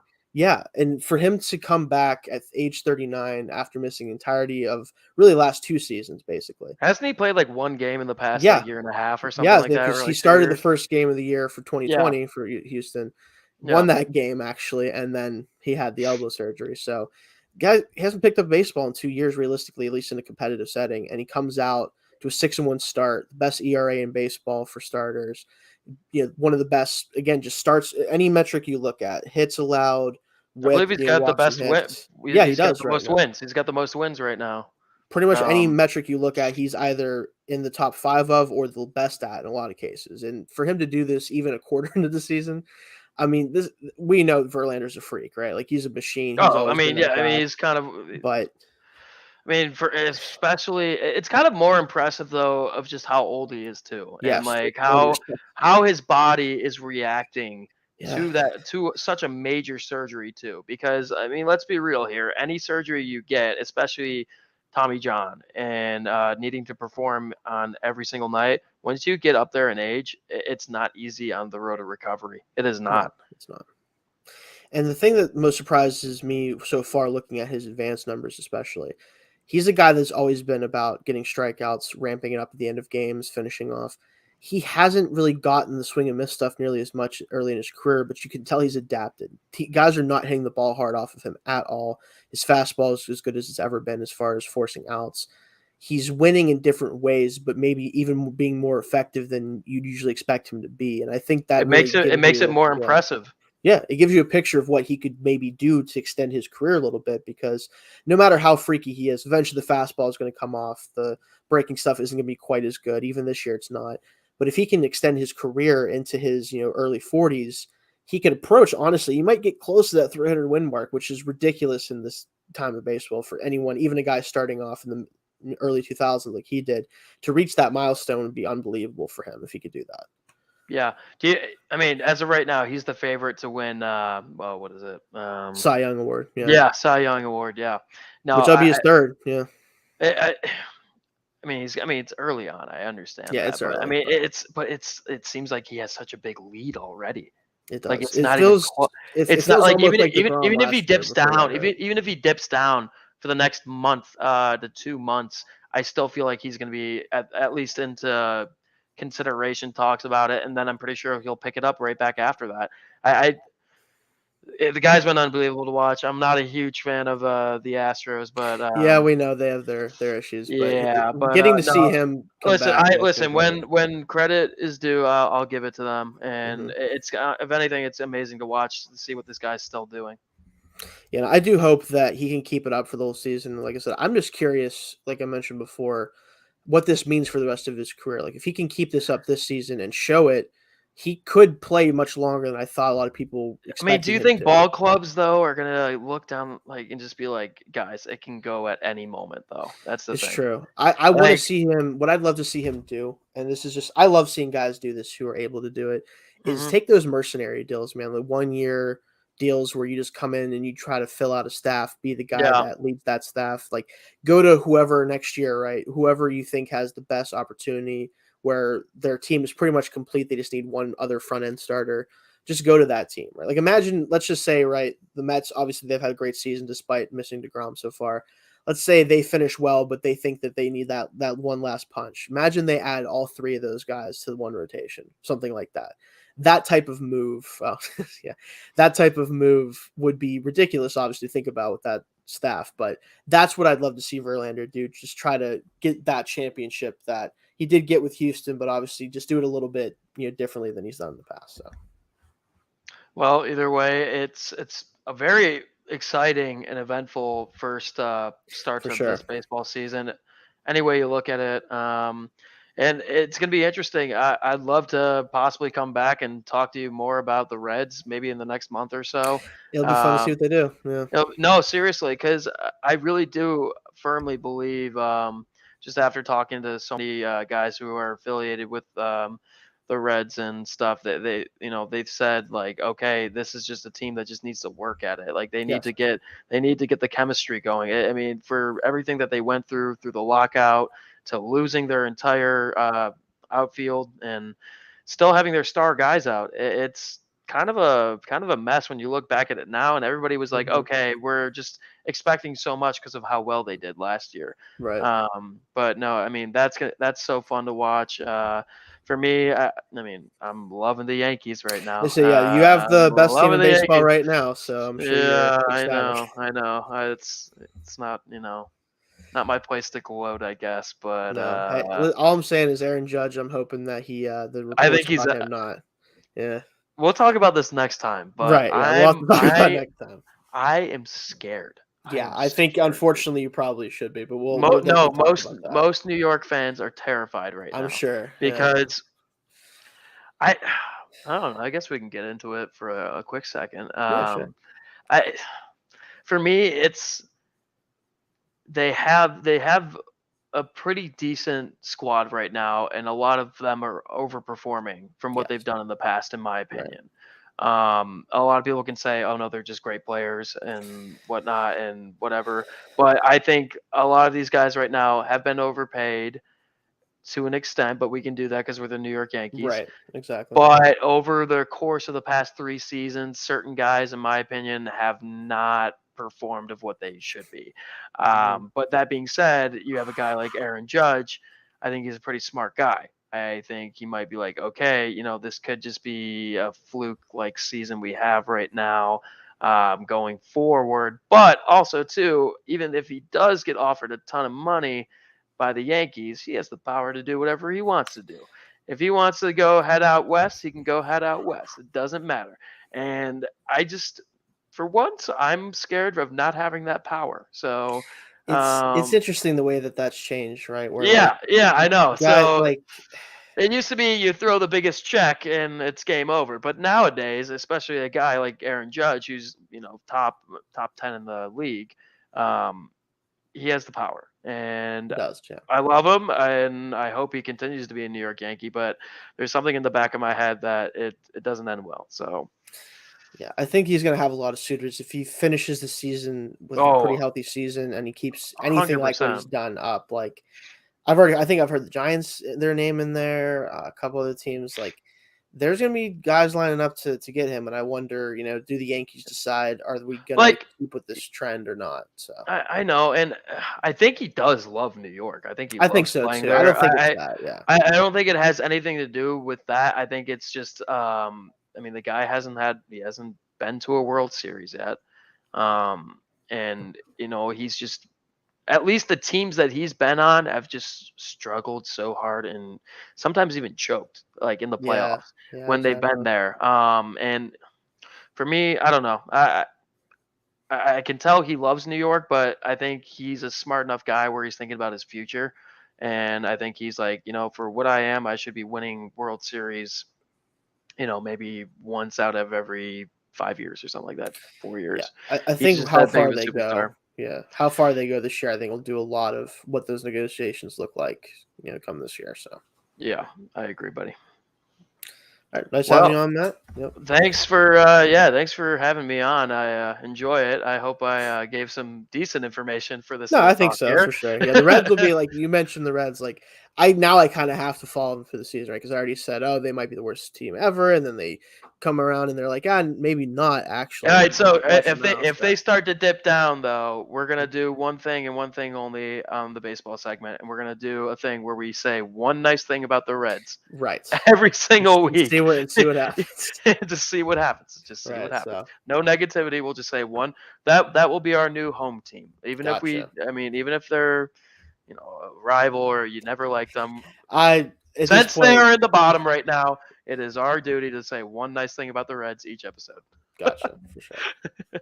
All right. Well, I think that's going to end it for this episode here. Thank you for everybody joining in.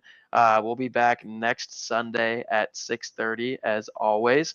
But thank you for tuning in, and we'll see you next time.